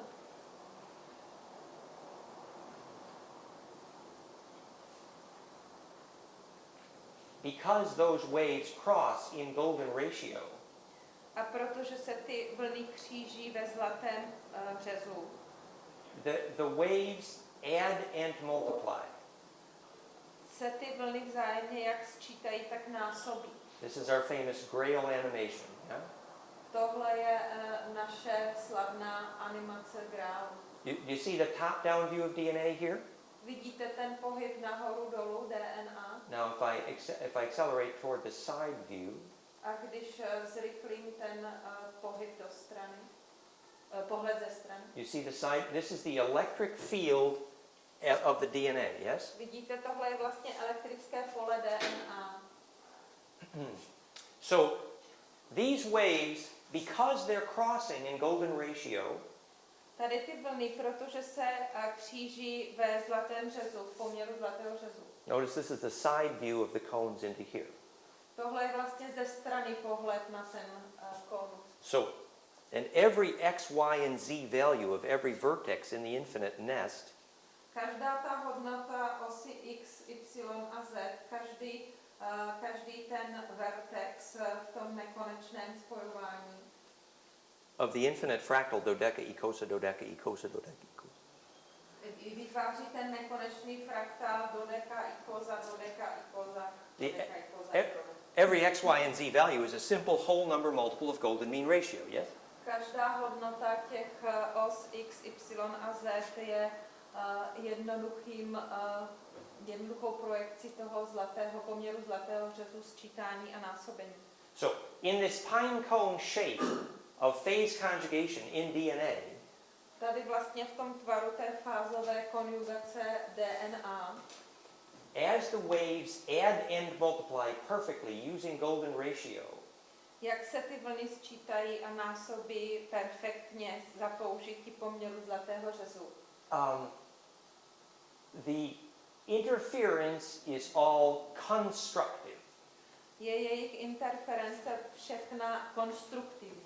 So, not just the wavelength, but the phase velocities, the wave speeds, the phase velocities are adding and multiplying constructively. Takže nejen ta délka těch vln, ale i ta rychlost těch vln se jak sčítají, tak násobí tím poměrem zlatého řezu a jsou tím pádem konstruktivní. So a portion of the inertia of these electric waves going into DNA, adding and multiplying phase velocities, a portion of the inertia experiences acceleration. Takže ty části, jak se vzájemně sčítají i násobí, jak ty vlny v tom zlatém poměru zlatého řezu, tak vlastně dochází k tomu zrychlení. So, the charge compression has become charge acceleration. Takže komprese náboje se tak stává zrychlením náboje. This is the essence, this is the core of all principles we're going to discuss, having to do with black holes and alchemy and fusion and centripetal implosion, fractality, phase conjugation. It all means this. Yeah. A to je vlastně tou podstatou. Všechno to, o čem budeme mluvit, o alchymii, o všech těch ostatních věcech, tohle je principem všech těch jednotlivých témat. A portion of the charge, the spirit, the grace, the essence, Ten duch toho náboje, ta podstata, ten základ, the plasma. plazma. So many names we have for charge. My tomu náboji říkáme tolika různými jmény. Remember, it's a unified field. A nezapomínejte, že je to spojené pole. So a portion of that charge, compression, has become acceleration because the speed of the wave fronts is adding and multiplying, producing acceleration out of compression. Ta komprese tedy té části toho náboje, která se vzájemně sčítá a násobí, způsobila tedy to zrychlení. That's what creates the centripetal force. A to vytváří tu centripedální sílu. That centripetal force is called gravity, life force, consciousness, perception. A tady ta dostředivá síla se nazývá gravitace, vnímání, vědomí. It's called implosion, it's called phase conjugation, and it's called alchemy. Imploze, fázová konjugace a je nazývána také alchymie. Remember, in physics, when charge compression becomes charge acceleration, that is the definition of gravity. Ve fyzice, když se komprese nábojů stane akcelerací náboje, tak to je gravitace. Causing charge to experience acceleration is called gravity. That's the definition. To, že se dojde k tomu, že náboj se začne zrychlovat, to je vlastně gravitace a to je definice gravitace. So this is how gravity is made, how it's manufactured, how it's created. Takhle je to vyrobeno, takhle se to dělá, takhle se to vytváří. So finishing our pictures of the atom, Abych dokončil ty obrazy těch atomů, the nucleus, jádro, nukleus, the geometry of the protons and neutrons, called the hadrons of the nucleus, to nastavení těch protonů, neutronů a jak jsou ty druhy? the geometry that they're nested in is called tetracube, octaecosa. Ta geometrie toho jejich množování se nazývá tetrakubická hektoikoza. This is the famous work of the chemist Moon at the University of Chicago, showing the pure platonic geometry of the nuclear nest. Yes? Tohle je práce chemika Moona na univerzitě v Chicagu, kde vlastně dokázal, jak ty Platonova tělesa vytváří tady to, jak jsou obsažena v tom jádře toho atomu. Kepler's dream that fractality is what holds planets together, right? Perfect answer. Kepler. Keplerův sen, že fraktalita vlastně drží planety u sebe. And do you see that the electron shells A vidíte, že tady ty pouzdra elektronová, torus, torus, cube, tetracube, čtyřstěn, icosa dodeca. ikoza, dodeka. These are called the SPD and F subshells. To se nazývají obě ty S, P, D a F. So, the nucleus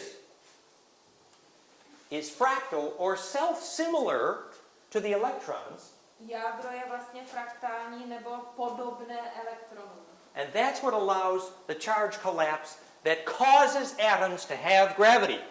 A to způsobuje, že náboj skolabuje, vkládá se do sebe a to vyvolává gravitaci. Fractality, the cause of the alchemic nature of gravity. Yeah?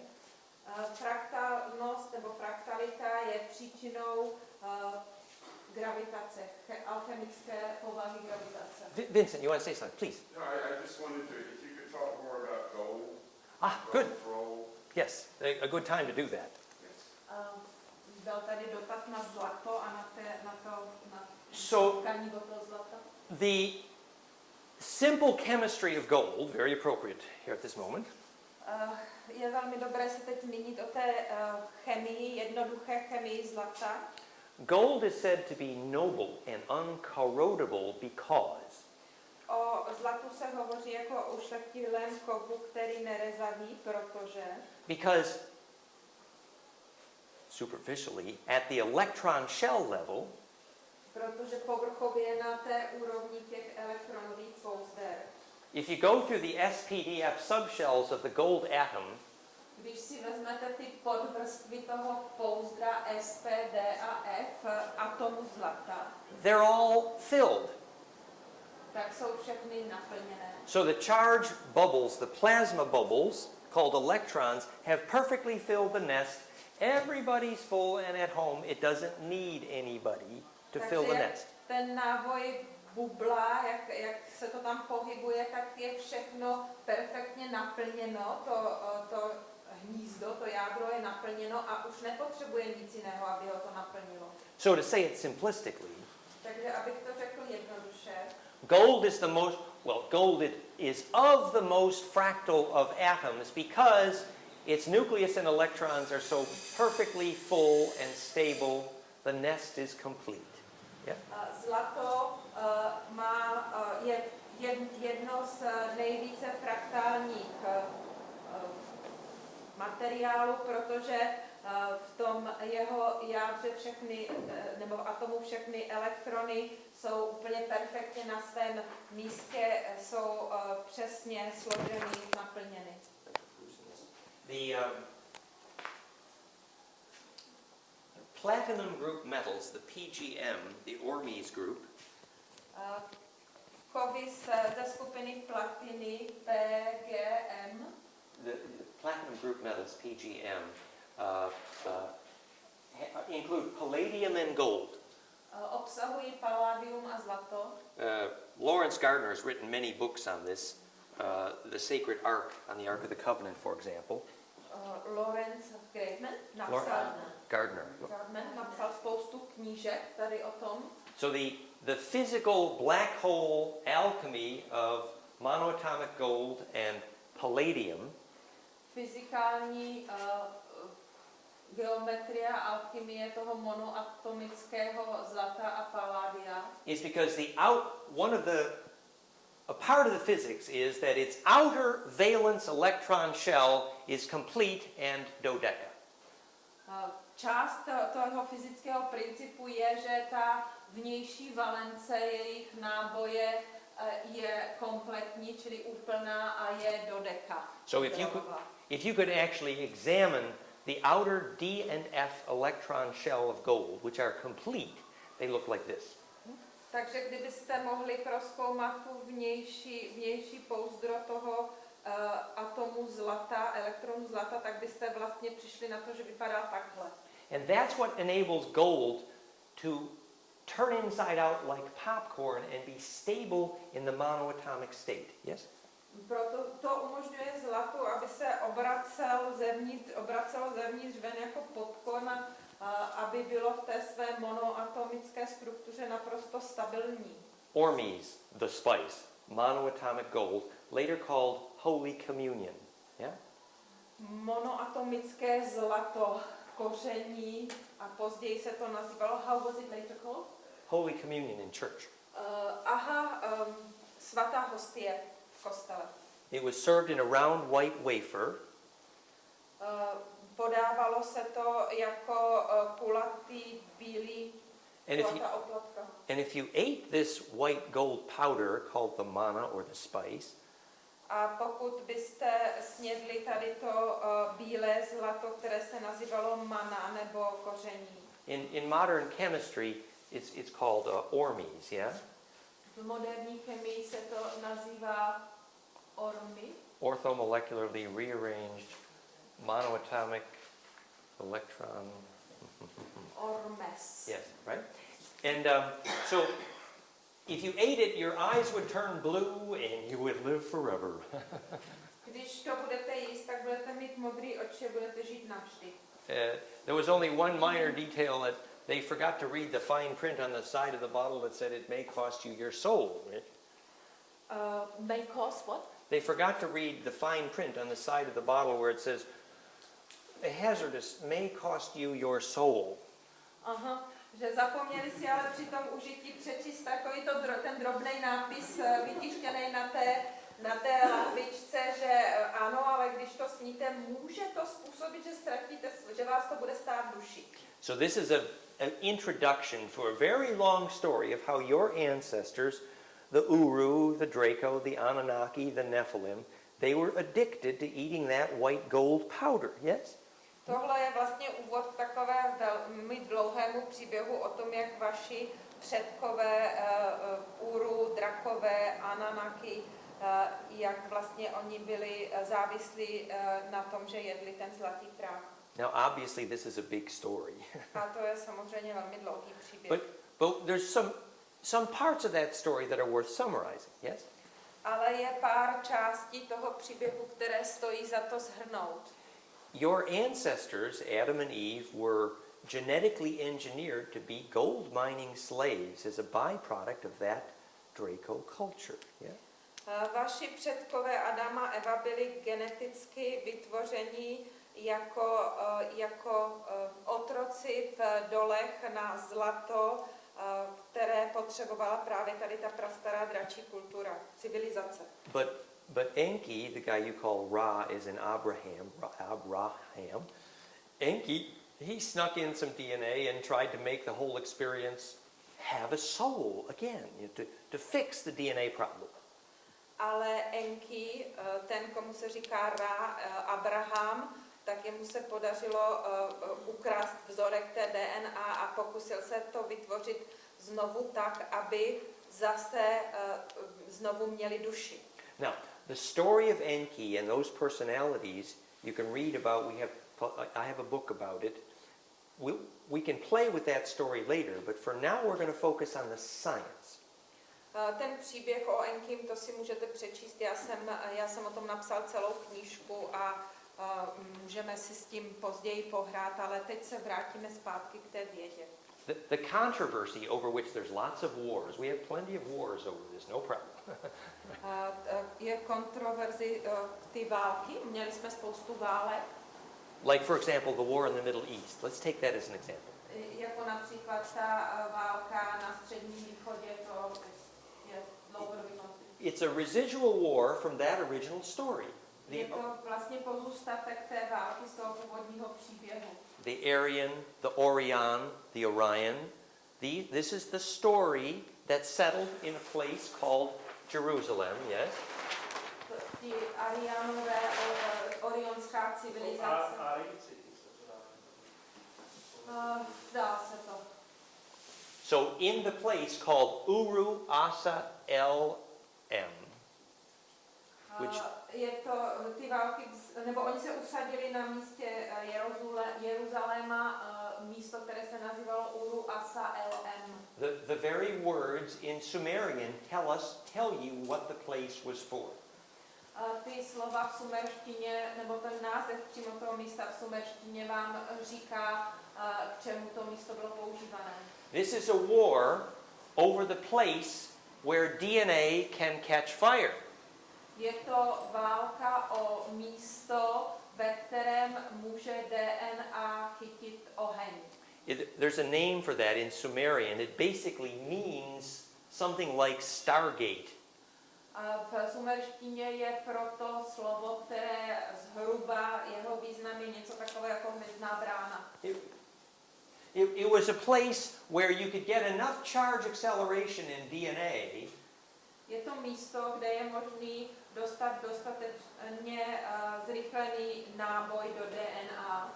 So that your biologic plasma would no longer be stuck below the speed of light.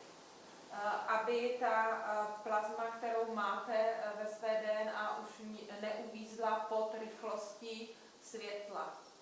I give you a short example. Your DNA's plasma is very aware that it's fatal to be stuck below the speed of light, even though your doctor doesn't know that.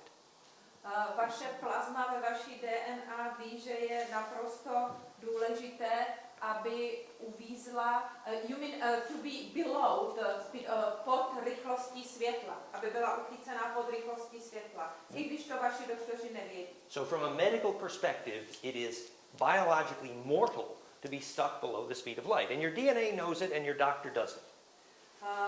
Naše genetika nebo naše geny vědí, že je životně důležité, aby ta DNA byla pod rychlostí světla, i když to doktoři nevědí. Let me give you the simple example we use. Supposing you're a mature lady and you're having menopause and you go to your doctor for blue flashes. Například řekněme, že jste zralá žena v menopauze a jdete k doktorovi kvůli tomu, že máte návaly horkas. If your doctor says, "Oh, I think you're sick, you need a pill," Když vám doktor řekne, myslím, že jste nemocná, budete potřebovat nějaký prášek, that's proof he doesn't know what your DNA knows. tak je to důkazem toho, že neví to, co ví vaše DNA. The blue flash is your DNA saying, "Well, finally I got enough inertia to launch my charge to the ultraviolet and have a shot at getting to the speed of light." You know, it's useful. Ve skutečnosti je to tak, že konečně máte dostatek náboje na to, abyste se dostali do té sféry toho ultrafialového vlnění a mohli navýšit tu rychlost nad rychlost světla. So the blue flash of menopause is a good introduction to the physics of why your body requires bliss to keep an immune system. Ty návaly horka v menopauze jsou hezkou ukázkou toho, jak vaše tělo ví, že potřebuje tu energii té blaženosti. So we keep coming back to this question of what puts the fire in blood. Vrátíme se tedy k té otázce, co způsobuje, aby se oheň dostal do krve. And we call this chapter in our curriculum, "Come on, baby, light my fire." A nastavíme to v tom svém programu. On použil ten název té písničky. No tak, miláčku, zažehni ten oheň. And that is the science of ecstasy, yeah? A to je ta věda extáze. Bliss, enlightenment. Blaženosti, osvícení. Okay, so this is the subject of our conversation about the politics of Jerusalem. To je potom předmětem našeho povídání o politice Jeruzalému. Remember, the word politics means the body polis. Slovo politika vlastně znamená policie těla. And the polis of a body is the plasma of the blue fire being accelerated or launched. A ta politika těla je ta modrá plazma, čili ta ultrafialová plazma, aby byla zrychlená a aby vystartovala. So a beehive will not swarm unless there's charged plasma ready to navigate, and royal blood does it, yeah? A beehive swarm. When the bees take off to go somewhere. Včelí roj. Yes, that's the swarm, the clump of bees taking off happens when they have a body polis. Ten roj těch včel odstartuje tedy nebo odletí někam, pokud bude mít tu tělesnou policii. So, simple. Collective bliss is the definition of politics. Takže ta kolektivní blaženost je definicí té policie těla. So that's why George Bush failed, because he didn't know that bliss was the purpose of government. Proto neuspěl George Bush, protože si neuvědomil, že účelem vlády je blaženost. So the science of bliss is to create the kind of charge field that can create acceleration from the plasma, the polis, yeah? Takže ta věda té blaženosti je vytvoření náboje, který bude mít dostatečnou rychlost v plazmě. Jerusalem is the Uru Asa LM, the place where the dragon queens make the L, yeah? Jeruzalém je to místo Uru Asa LM, čili místo, kde dračí královny vytvářejí L. We know what Uru means. It was the ancient dragon ones. Uru víme, že jsou ti staří, ta stará dračí civilizace. Asa means the queen of. Asa znamená královna. Asa Ra, Sara. Asa queen of Ra. Sara, Asa Ra. Asara, Sara je Asa královna Ra. Yeah? El, as in Elohim, El je Elohim. means the ability to make an L or a phase shift. A to znamená schopnost vytvořit L nebo fázový posun. So, The charge going into your DNA is going in a circle. Náboj, který vchází do vaší DNA, tak jde v kruzích.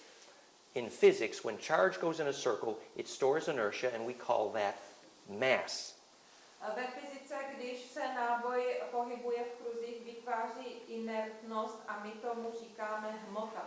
Mass. Whereas if that charge translates vorticity using golden ratio and goes from the circle, makes the L into a line, A když ale zvyšuje náboj rychlost za použití poměru zlatého řezu, tak vytvoří L a vytvoří tu linii, tu čáru. when that same charge goes in a line instead of a circle, in physics that's called energy. A když ten stejný náboj místo aby šel v kruzích, tak vytvoří tu linii, tak se tomu ve fyzice říká energie. So in physics, golden spiral is the perfect translation of vorticity connecting mass to energy. Yes? Takže v té fyzice ta zlatá spirála je perfektní převod hmoty na energii. So when the charge in your blood goes from rotational motion to linear motion, from mass to energy, that's called an L, or a phase shift, an Elohim. Takže to místo ve vašem těle, kde elektrický náboj přestává vytvářet hmotu a začne se pohybovat lineárně a vytváří energii, tam dochází k tomu fázovému posunu, nazývá se to Elohim. So basically, this is the place where if you go there and sit with your aura and you close your eyes and focus, you can experience your biological plasma going through the speed of light. Takže vlastně, když přijdete na to místo, sednete si tam, zavřete oči, soustředíte se, použijete svou auru, tak zažijete to, jak vaše plazma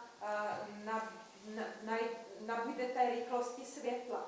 And that is what you would call a lucid dream or a successful death. You would call that. A vy byste to buď to nazvali tím jasnozřivým snem, lucidním snem, anebo správně provedenou smrtí. And so later we're going to talk about the physical science of what is a lucid dream. Později budeme hovořit o tom, jak z fyzického vědeckého pohledu, co je to vlastně jasnozřivé snění. Which is literally carrying your organs of perception with your traveling biologic plasma. To znamená, že fyzicky vezmete orgány vnímání sebou, když budete cestovat svou biologickou plazmou. So the physics of doing a successful death is very similar to the physics of doing a successful lucid dream. Takže fyzika toho, jak se s úspěchem zemře, je velmi podobná tomu, jak se úspěšně jasnozřivě sní nebo medituje. Here's how you measure the plasma field of a ghost. Tady takhle oni zaměřili plazmové pole ducha. Here is how you navigate and what you see after you die. Tady je vidět, jak se naviguje a co vidíte po smrti. And we see that the geometry you see, the map you see after you die, is simply the sequence of fold patterns in your DNA. A ta geometrie, kterou vidíte, to podle čeho navigujete, tak jasně vidíme, že sleduje tu sekvenci toho skládání a vkládání, kterou máte v DNA. And we want to talk then about how you steer, how you navigate that plasma bubble after death or during a lucid dream. A budeme mluvit o tom, jak to řídíte, jak navigujete tu bublinu té své plazmy po té, co jste mrtví, anebo v průběhu toho jasnozřivého snění. What we do know is that what the Aboriginals called a dreaming track or a song line. Ale víme už dnes, že to, čemu Aborigines říkají stopa snění, dreaming track or song line, like singing, yeah? Anebo linie zpěvu. What the Aboriginals call dreaming track or song line is a measurable earth line of magnetic conductivity. We know that by measurement, yeah? Tak víme, že je to měřitelná linie vodivosti, konduktivity země. My to víme, protože jsme to změřili. And where you get maybe the song line is something you just have to briefly describe. I don't think they understood the Songline? The Aboriginals would speak about, they could send their vibration down a magnetic channel By and singing. psychically connect with all of the other Aboriginal in the land of Australia. So they were called songlines. Do they sing or not? Yes. No, they Yeah, sing. they sing, you know, with the didgeridoo, didgeridoo and the song, the dance and the tribal singing. Jo. Takže to, It's o good. čem tady Den mluví, ten songline, čili ta linie, nebo to vedení té písně, vychází z té tradice těch australských domorodců, kdy oni vědí, že když se Australian diplomat. Good. Australské New Zealand. From New Zealand. Ta bráň, proč on není z Austrálie, on je z Nového Zélandu. To je asi až tak, kdybyste mě řekli, že jsou Češka. But those Australian... I made a private joke, I'm sorry, but I haven't finished the translation. Takže oni pracují aboriginovi takovým způsobem, že pomocí toho zpěvu, didgeridoo i tance se napojí na energetické kanály v zemi a přes tyto energetické kanály dokážou vyslat své vlastní vibrace, takže ovlivňují, sdělují a konec konců tvoří a pomáhají všem ostatním v té zemi. Vyšly tady taky 2 knížky o těch aboriginských, já teď nevím, autora, které jsem si vzpomněla. There are some books on it. That's good. The dreaming track, the song line. So this was actually a line whose elements on the landscape were held together by the physics of their singing. Yes? Byly to skutečně takové jako linie, kde ty segmenty jednotlivé části držely pohromadě právě díky tomu jejich zpěvu. Ten jejich zpěv to spojoval. They were braiding the shape of their plasma like your dance. Yes? To hold the land together. Ty vytvářeli ten tvar té své plazmy pomocí toho zpěvu, tak jak se to dělá pomocí toho tance. So, 2 things we've learned. Takže jsme se naučili 2 věci. Your dreaming body, your dream spell, Vaše tělo, když sníte, to kouzlo, to zaříkání, or your ghost after you die, nebo ten duch po té, co zemřete, is going to follow a magnetic line. se řídí těmi magnetickými liniemi. It's measurable. Je to měřitelné. And further, that ghost or plasma body is going to seek the place of compression or fractality of magnetic lines called sacred. A ten duch nebo ta plazma budou hledat místo, kde dochází k té kompresi, které se nazývá posvátné. So to be educated in the science of how you're going to navigate after death. Takže my vyučujeme tu vědu, jak budete navigovat po smrti. We are going to later discuss the physics of emotion. Budeme později hovořit o fyzice emocí. So for example, the shape of your heart's cavity, the pericardium, is called the hat of Osiris. Například tvar vaší srdeční dutiny, vašeho perikardu, se nazývá Osiridovou korunou. And the hat of Osiris was known to be the way you navigate in the dreaming, in the dream spell, or in the death passageway. A ví se, že ta Osiridova hlava vlastně navigovala v tom stavu snění anebo po smrti. So the way you get a rocket motor to project Takže způsob, jakým získáte raketový motor, kterým se vystřelíte, is to control the shape of the nozzle around the rocket motor. You know what the nozzle is? je, že musíte kontrolovat ty trysky kolem toho raketového motoru. So the physics is that your heart's electricity comes from a fractal called the fiber superkinjol. A vlastně fyzicky je to tak, že ten elektrický náboj vašeho srdce vychází z fraktalu. Comes from the fractal? Yes, it's medically fractal. It's called the fiber superkinjol, and it's where the heart gets electricity from. fibers. of Purkinjoli, P-E-R-K-I-N-J-O-L-E, Purkinjoli. It's a medical term. It's just the fibers which cause the heart to be innervated. Čili enervaci srdce způsobuje nějaké nervové vlákno, které se nějak jmenuje, a to je fraktální. And it simply means your heart gets voltage from gravity by being fractal, and that's called life. A to vlastně vytváří život, protože to srdce získává tu energii právě z té gravitace přes tu fraktálnost. So if you sit in a sacred place under a tree, your heart electricity is much easier, where if you go into a metal building, your heart is tired quick. Proto když sedíte pod stromem, tak ten elektrický náboj vašeho srdce funguje mnohem snadněji, srdci se cítí líp, než když sedíte pod kovovou stavbou.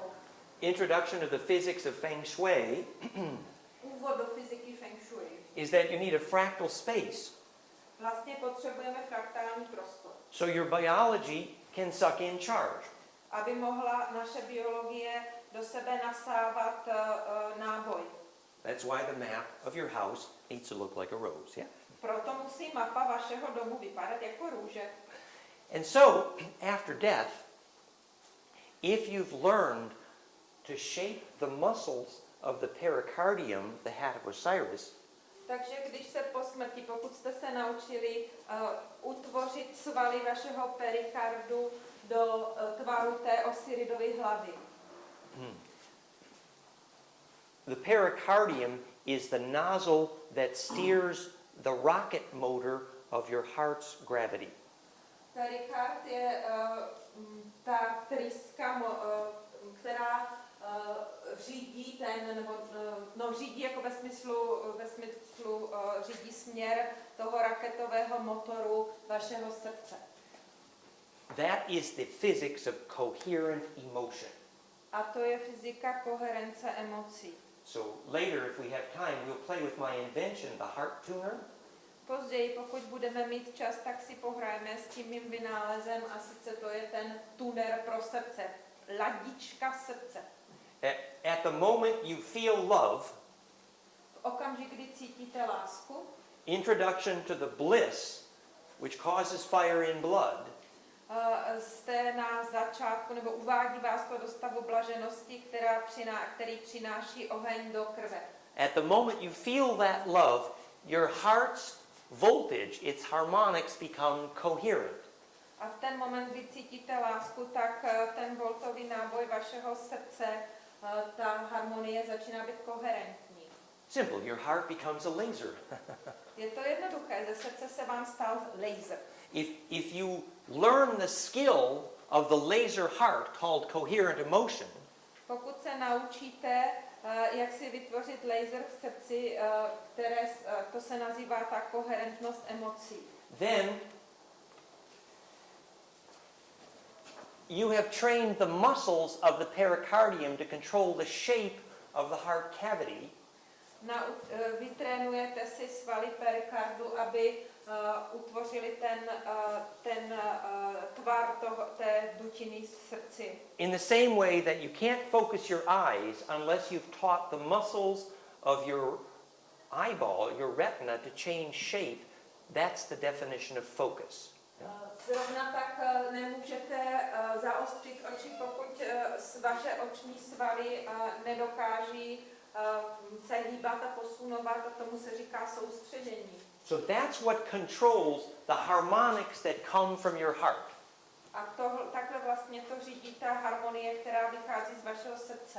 You learn to produce direction from the electric field of your heart. Naučíte se vytvářet směr pomocí toho elektrického pole ve vašem srdci. That's what steers the plasma of your aura's body. A to bude řídit tu plazmu z vaší aury. Let's try to think of an example. Vezmeme si nějaký případ. Remember in that famous movie Ghost? Pamatujete si na ten slavný film Duch? That, Yes. is it called Duch? Duch. Ghost, yes. Yes. Demi Moore and Patrick Swayze. Patrick, thank you. So Patrick Swayze is now dead, and he's got to convince his lover that he's still alive, man, right? Patrick Swayze už je mrtvý a snaží se přesvědčit tu svou přítelkyni nebo manželku, nebo co to bylo, že je živý. So she's sitting there and says, okay, I'll believe you're here if I see you move that penny. A ona říká, dobře, tak já ti uvěřím, že jsi tady, pokud pohneš tady tím sáčkem. And Patrick Swayze is now a ghost. He's a plasma field, right? A Patrick Swayze je teď duch, je plazmovým polem. He says, oh shit, I can't move a penny. A on si říká, no teda do prdele, já nepohnu ani desetníkem. So he goes and takes lessons on how to move mass with his plasma field. And you know how he did it, right? Tak on se veme si nějaký kurz, nebo naučí se, jak pohybovat hmotou pomocí toho svého plazmového pole. A víte, jak to udělal? And he learns from the other ghosts that it's going to take passion. On se od těch druhých duchů naučí, že k tomu potřebuje vášeň. He learned coherent emotion. Naučil se tím pádem koherentní emocí. He began to learn the physics of how to steer the plasma of the ghost after death. Yes? Naučil se vlastně tu fyziku toho, jak řídit plazmu ducha po smrti. So he harnessed the electric fields of glandular emotion to produce direction. Yeah? Takže vlastně využívá elektrického náboje emocí k tomu, aby řídil tu energii. In exactly the same way that a medusa, a jellyfish, is not able to steer unless it's sucking. Yeah? Zrovna tak nemůže medúza řídit svůj pohyb, pokud nemůže nasávat. So your DNA is imploding, it's braiding, creating a black hole, suction, alchemy. Yeah? Takže ta DNA imploduje, nasává, usazuje se sama v sobě a tím vytváří černou díru a to je alchymie. So our challenge is to learn to have enough bliss to charge up that light body. Takže my se potřebujeme naučit, jak dosáhnout té energie blaženosti, aby nabila to naše světelné tělo. Here is a lady in Australia, V Austrálii je dáma and she's having an intense bliss, rapture, ecstasy experience. a ona má intenzivní prožitek vytržení a blaženosti, extáze. Thank you very much. Thank you. Thank you. Academy Award? No. So we're measuring her brainwaves. A my tady měříme vlny jejího mozku. We've got 1, 2, 3, 4, 3 to 5 harmonics of her brainwaves are in a golden ratio caduceus. 3 až 5 pohybů vlny jejího mozku jsou v harmonickém pohybu v poměru zlatého řezu v tom kaduceu, v tom motajícím se hadovi. This is called the bliss tuner, my other invention. You can play with it here. We have some here. Yeah? Je to jeden z mých vynálezů, je to ten ladič té blaženosti, můžete si s tím pak pohrát. So, the physics of having bliss, ecstasy, peak experience, Tady ta fyzika toho, jak prožít blaženost, extázi, ten vrcholný zážitek, produces a coherent charge field produkuje koherentní pole elektrického náboje, which in Egypt was called your ka. které se v Egyptě nazývalo Ka. So, the amount of coherence in your biologic plasma Množství koherence, čili té soudržnosti ve vaší biologické plazmě, is your vehicle into the underworld, your ka. je vozidlem, které vás vezme do toho druhého světa, do podsvětí, vaše Ka. And R is Sumerian for vehicle, ka is Egyptian for coherent charge field. Ar je sumerské slovo pro vozidlo nebo povoz a Ka je egyptské slovo pro duši nebo ten náboj toho pole. And just to bring our little story about the gold powder to completion here, A jenom abych tady ještě se vrátil k tomu příběhu o tom zlatém prachu. the Ark of the Covenant Archa úmluvy The Ark of the Covenant was a phase conjugate capacitor. Archa úmluvy byl ten fázový kondenzátor. It could safely hold radioactive materials because it's a phase conjugate dielectric. A bezpečně dokázal udržet radioaktivní materiál, protože to byl ten fázový dielektrický kondenzátor. The same way that focused human attention reduces radioactivity measurably. Zrovna tak, jako soustředěná lidská pozornost měřitelně snižuje radioaktivitu. And this was the electric generator for making the spark for gold powder manufacture. Yes? A tohle byl ten elektrický přístroj, generátor, který vytvářel jiskru, která potom dokázala vyrobit ten zlatý prach. Yes. Yes. Okay. So good. Roger's saying 5 minutes to lunch. Takže Roger říká, že za 5 minut bude oběd. Let's look at our curriculum for the morning. How have we done here? Tak si prohlídneme tady, co máme napsané na programu na ráno, co jsme všechno zvládli. So the first one was, what is alchemy? Takže první je, co je alchymie? Alchemy is essentially the charge symmetry of implosive fusion. That's what it is. Alchymie je vlastně symetrie náboje implozivní fúze. Now, we were supposed to, implosive fusion or fractality, yeah? Implozivní fúze nebo fraktalita. So we are supposed to go through a list of examples in physics, yeah?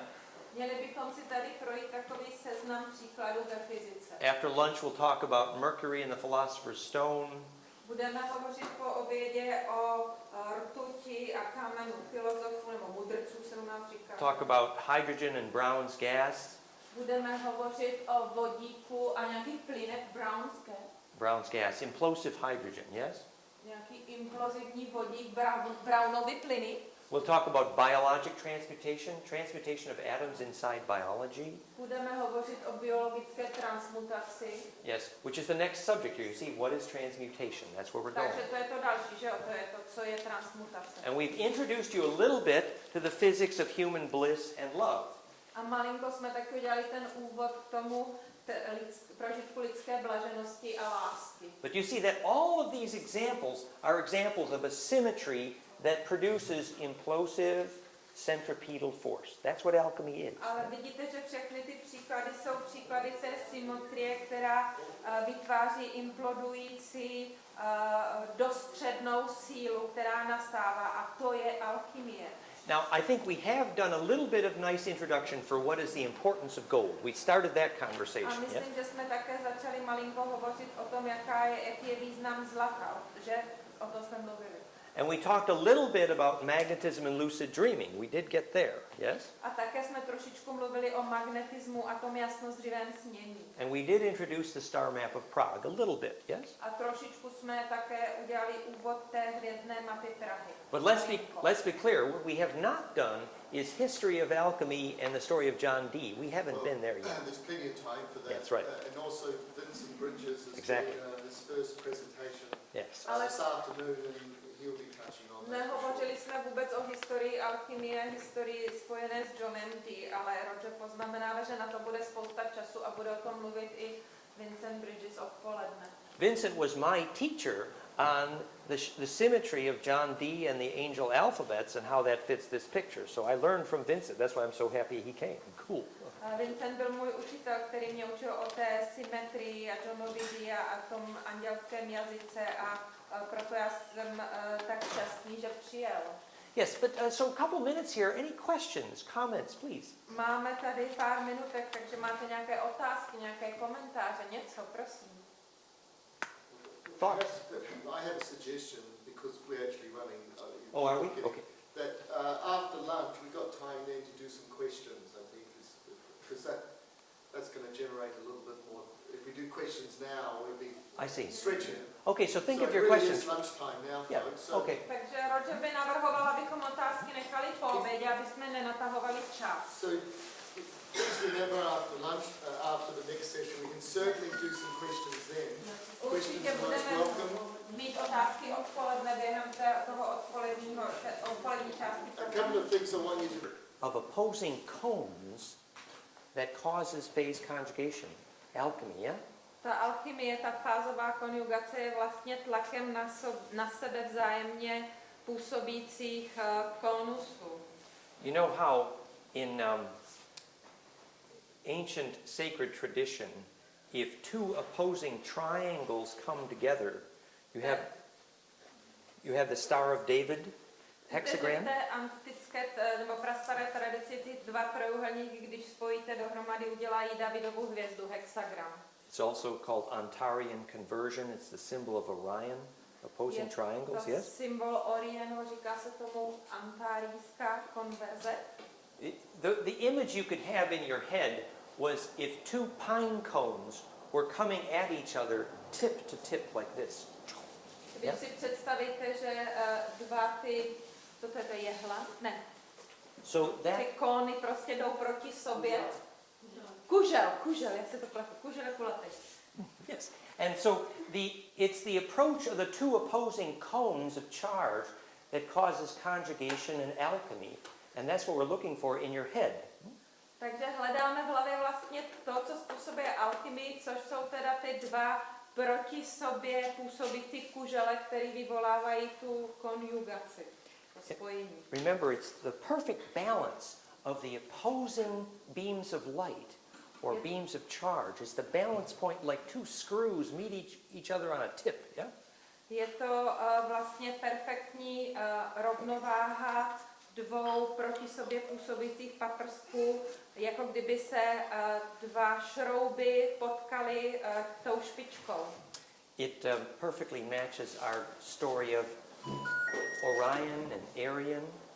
A to perfektně odpovídá tomu našemu příběhu o Orionu a o těch árijských civilizacích. Yeah? So, you know how they say there's a black hole in Orion. Orion, yeah? Víte, že se říká, že v Orionu je černá díra. Orion, Arien, Árijci. So the opposing cones became the symbol of Orion because the way the stellar masses are arranged there, yeah? Takže symbolem toho Orionu začaly být ty dva proti sobě působící kužele, protože uspořádání hvězdné hmoty v oblasti Orionu. I'm having a computer problem. I wanted to show you my picture of Orion here. Tady vám chci ukázat obrázek, ale máme tady nějaké potíže s technikou. Let's see if it comes back.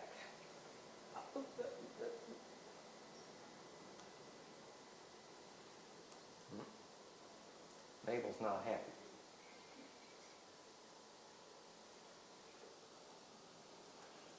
Just do a restart. So they say that there's a double light cone in the geometry of the stars in Orion, yes? V geometrii hvězd Orionu se říká, že je dvojitý světelný kužel. So that became a symbol of Orion, the double cones called Antarian conversion. I was going to show you some ancient artwork about that, yes? Takže to se stalo symbolem Orionu, říká se tomu ta antarijská konverze a já vám k tomu ukážu potom nějaký obrázky.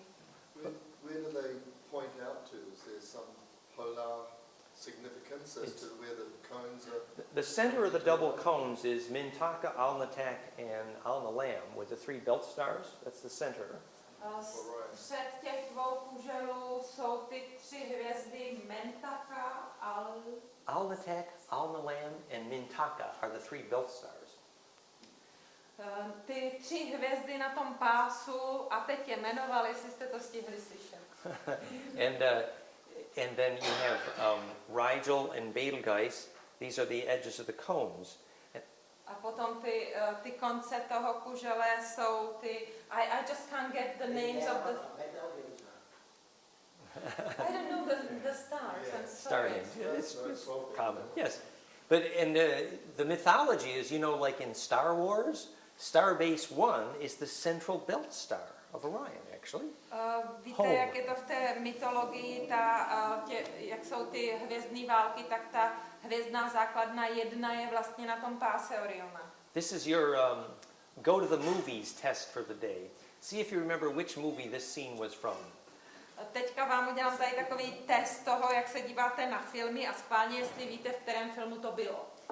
it's the character says, "We cannot die. I have seen the starships burning off the shoulders of Orion." What movie is that? Jaký film je My nemůžeme zemřít? Viděl jsem, jak hoří vesmírná plavidla na ramenou Oriona. Blade Runner. Blade Runner. I always get Blade Runner and Tron confused, yeah. Blade Runner? Blade Runner, yeah. To je Blade Runner. But this is a mythology. It's called the Orion Wars. This is where our ancestors came from, that conflict. Je to mytologie, odsud tady ty příběhy pocházejí, nazývá se to Orionské války a tady ten konflikt vlastně je obsažený v té historii. Koukám, že tady jsou nějaký překvapený obličeje. Blade Runner vám nic neříká. Blade Runner, Tron? Did Tron make it to Prague? No, Tron. So, but the part of our curriculum for the day was a little bit more on the history of the Anunnaki and the Nephilim. Yeah? Součást toho, co jsme měli dnes probrat, je také trochu z té historie Anunnakiů a Nephalim. And remember we said Uru means ancient dragon one, yes?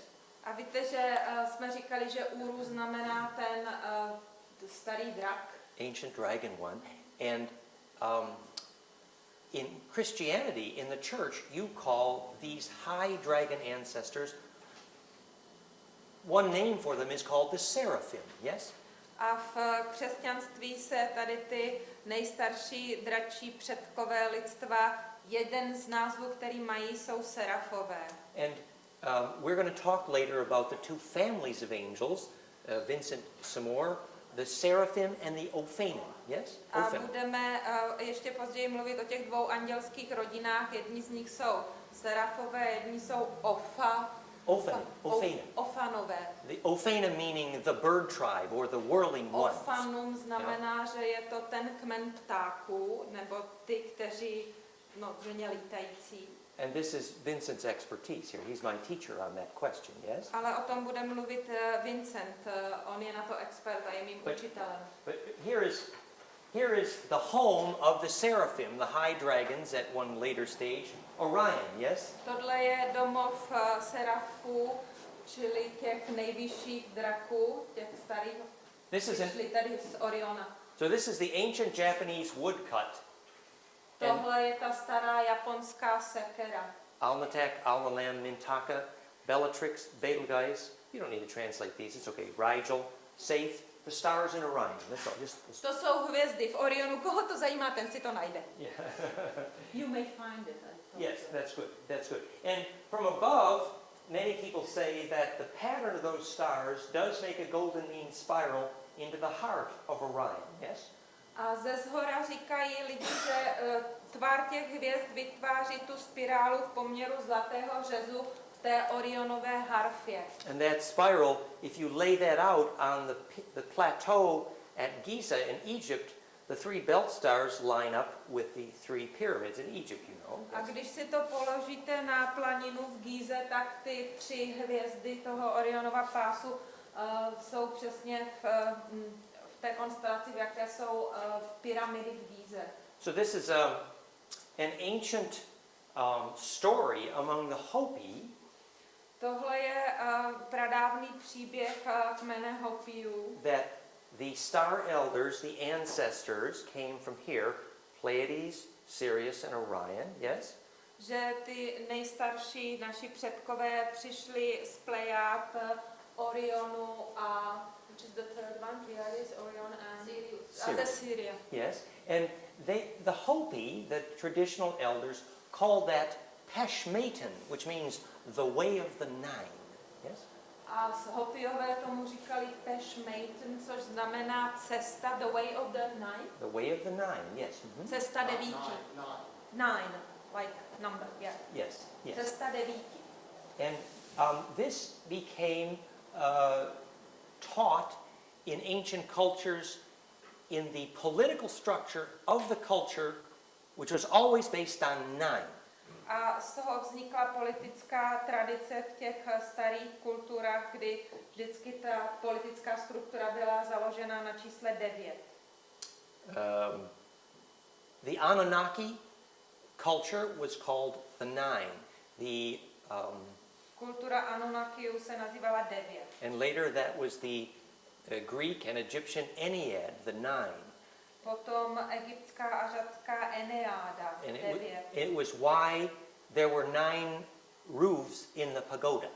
Proto má pagoda 9 střech. It was why Palenque had 9 steps. Yeah? A proto má palenke 9 stupňů. It was why Dante's Inferno had 9 levels. Yeah? A Dantovo peklo má taky 9 úrovní. But now we know the physics better. Ale my už dneska víme víc ty fyzikální základy. When we study the plasma theory of biology itself, Když studujeme tu plazmovou teorii biologie, that we see that the number of plasma donuts or toroids víme, že číslo těch koláčů, těch koblihů nebo torů, that if a plasma, a charge field, is to become biology, a living body, pokud se plazma, živé pole, nabité pole má stát biologií, živou bytostí, 1, 2, and then 7 more chakras, you have 9. It takes 9 donuts to make a plasma field alive, actually. máme vlastně 9 těch úrovní, 9 čaker, 9krát máme ten koblik, aby vznikl život, aby byla bytost živá. So all plasmic fields need to have 9. Well, let's You said alive for it to be alive. self-organizing or alive. This is a hypothesis, and I'm about to show you my evidence. Je to hypotéza, Roger se ptal, jestli všechny živé bytosti a Den říká, že nám ukáže k tomu ty svý pokusy. The real meaning of a body polis, a political body, is a plasma domain that comes to life. Yes? Hlavní význam té policie v těle je ovládání té plazmy nebo řízení té plazmy tak, aby byla živá. So if we look at some recent work, Plasma Research Lab, Los Alamos, yes? Los Alamos Plasma Research Lab in America. Tady vezmeme tedy zprávy z výzkumné laboratoře, kde se zkoumá plazma v Los Alamos, čili ústřední americké laboratoři pro výzkum biologii, nových energií a všech ostatních Let's věcí. see if I find the right picture. Yes? Yes. So they were studying this plasma storm that hits the south pole of the Earth every X number of thousand years, and they modeled it in their computer, and they realized it had 9 donuts. Yeah? Studovali vlastně tu plazmu a to pole Země, které jižní severní pol Země za posledních několik let a zjistili, že to dělá vlastně 9 těch koblihů. So it would evolve to 9 concentric plasma domains, and this Vyvíjí se do 9 koncentrických plazmových oblastí. and many believe, and some have named this plasma an envelope named Shiva or even Vishnu. A někdo tady tu plazmu, tady ten obal nazývá Shiva nebo dokonce i Vishnu. This is helpful because it gets you to thinking about the physics that our names for God and angels are living, self-organizing, charged plasma domains. A to vlastně nám pomáhá, protože nám to ukazuje, že to jak jsme nazývali bohy, tak vlastně ty bohové jsou stělesněním toho sebeuspořádávajícího plazmového pole. You're so ambitious, you get it all in there, don't you? No, I don't. I'm leaving out things. I admit it. I told them. You're doing fine. I translate a half, maybe 3/4. You're doing great. Well, so the laboratory analysts got done by making the picture of what the plasma field looked like. Here's a donut side view. Ty vědci rozložili ten obraz toho koblihu a tohle jsou vlastně ty pohledy ze strany. And then they walked out into the parking lot in the American Southwest, and they realized that the Native Americans had carved pictures of their plasma storm thousands of years before they found it in the laboratory. To je vlastně záznam těch plazmových bouří, které se odehrávají nad zemským pólem. A když ty vědci si je takhle hezky rozložili a zobrazili z různých stran, tak pak vyšli na parkoviště před budovou a rozhlídli se kolem a zjistili, že dávný indiánský kmeny ty jejich plazmové bouře takhle krásně zobrazovali. So this shape of the plasmic field, is it a macro shape or a micro shape? This is a macro. This is the size of multiple star systems. It crosses the galaxy. Je to makroobraz a má velikost několika galaktických systémů. This angel's big. Je velký jak anděl. So they mapped that over the South Pole. That's right. They thought it hit the Bight in South Australia, actually. Aha, takže ta plazmová bouře se odehrává nad jižním pólem, pouze nad jižním pólem. So the Hopis wouldn't have seen that physically in space. They would have seen it vibrationally in space. The story is that it was so bright that you needed a cave to survive, actually. Oh, okay. That's what the physicists believe. A Roger se ptá, jestli to Hopiové mohli skutečně vidět, když se ta bouře odehrála nad jižním pólem, nebo jestli jenom odchytávali ty vibrace. A Den říká, že teorie tvrdí, že ta bouře byla tak silná, že aby ji člověk přežil, musel zalízt do jeskyně. But just that they saw, the Navajo, Armenia, Guyana, New Mexico, Spain, China, all of these cultures had a carving of that feller. He was all over. Tohle jsou obrazy ze všech různých civilizací, které ukazují, že vlastně oni všichni viděli tu bouři, nebo jak on říká, toho chlapa, ten byl úplně všude. A ty obrázky, jestli jste to stihli, je to Navahové, Arménie, Guyana, Nové Mexiko, Španělsko, Tucson. They could actually see. Arabské Emiráty jsou tam dokonce. A Tyrolci. So they could actually see what latitude the Aboriginal shaman had seen the plasma storm from by the angle of their point of view of where they drew the two dots.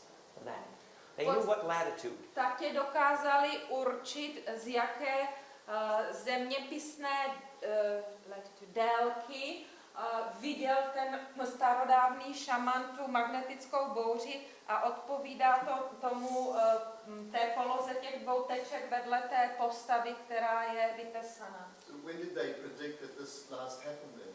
They think, actually John McGovern, the Australian, whom believes 6,000 to 7,000 years ago, actually, was the last one. Yeah? Předpokládá se nějaký John McGovern, yes.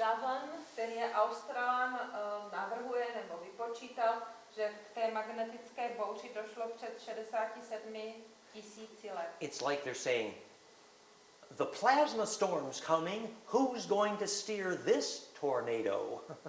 To jako kdybyste si říkali, nastává plazmatická bouře, tak kdo pak bude vést tohle tornádo? Well, maybe some of these people don't know about your shaman steering the tornado. Thank you.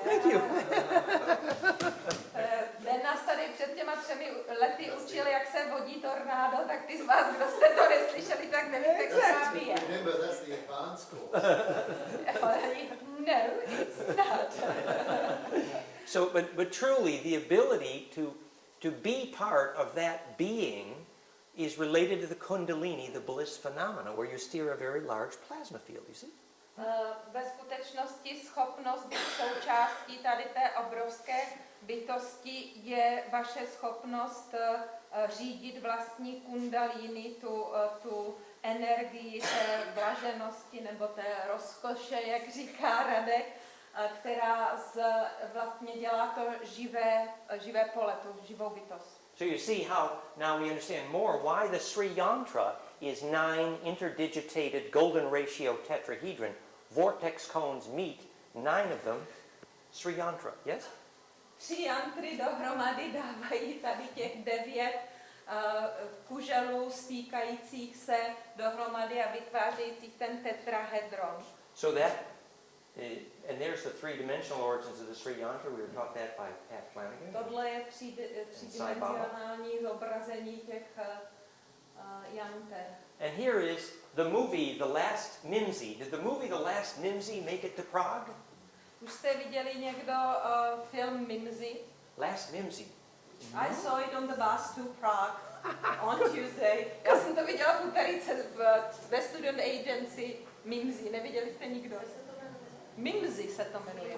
Yes, and it's about creating a stargate, literally a plasma storm in the stars. Je to o tom, jak se vytvoří hvězdná brána, jak vytvoříte tu plazmatickou bouři v hvězdách. Using the Sri Yantra, which is really a waveform. Yes?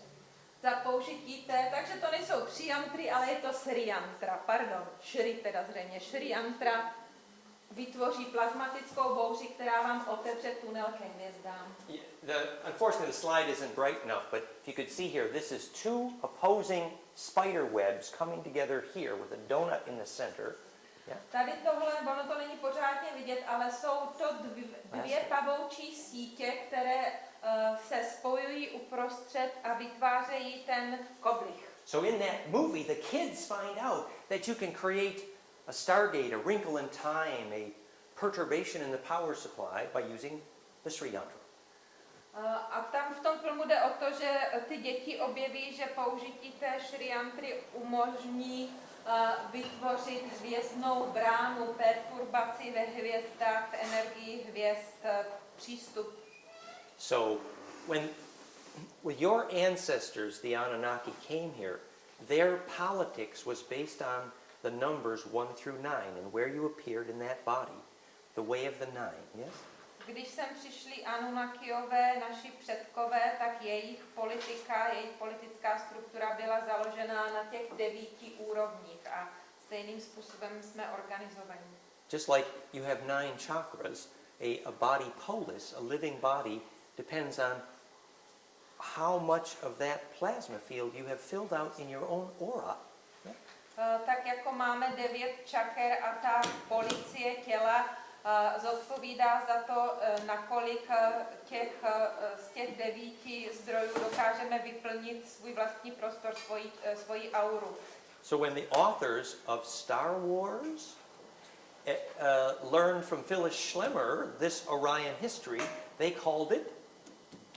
Když autoři Hvězdných válek se naučili od Filipa Schlemera tady tu historii, tak ji nazvali Deep Space Nine. Do you know the series, the TV series? Hluboký vesmír 9.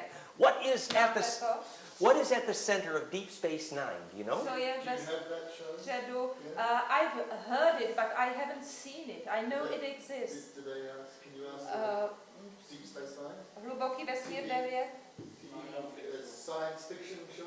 Yes, but it's from the Star Wars makers. Yes. Star Trek. I'm sorry. You don't have Thank you. Thank you. You're missing out on it. Most popular here in the center of Europe is Stargate. Stargate is good also, and that's relevant. We'll get to that about alphabet learning being a leap.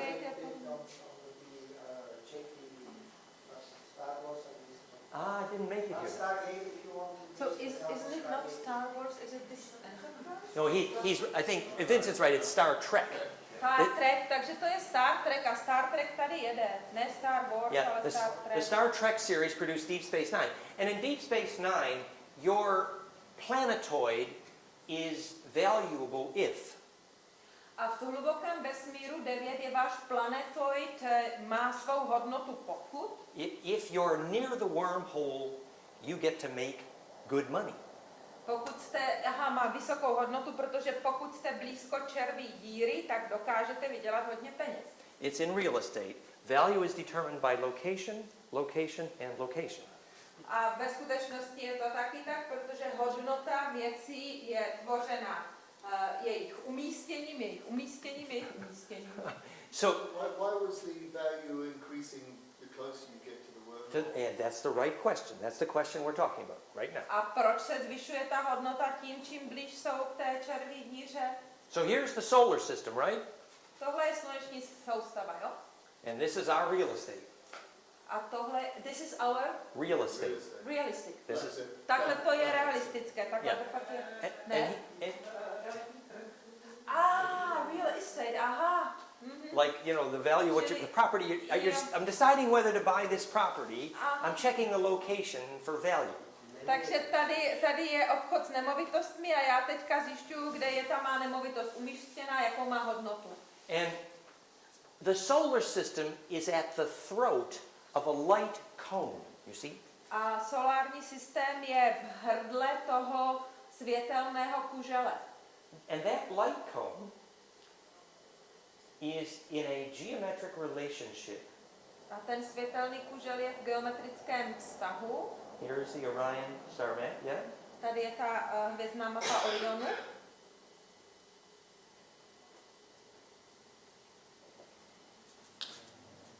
With respect to the solar system, or at least Earth, Pleiades and Sirius are at a 60-degree, approximately right angle in declination, a light cone.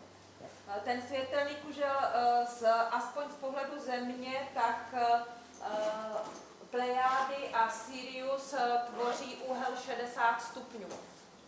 And Orion is at the midheaven, straight up, as it were, yes? A Orion je uprostřed nebes, přímo nahoře. This creates an arrangement of stellar masses, which is dodecahedral, which creates charge implosion, a wind of charge into a black hole. To vytváří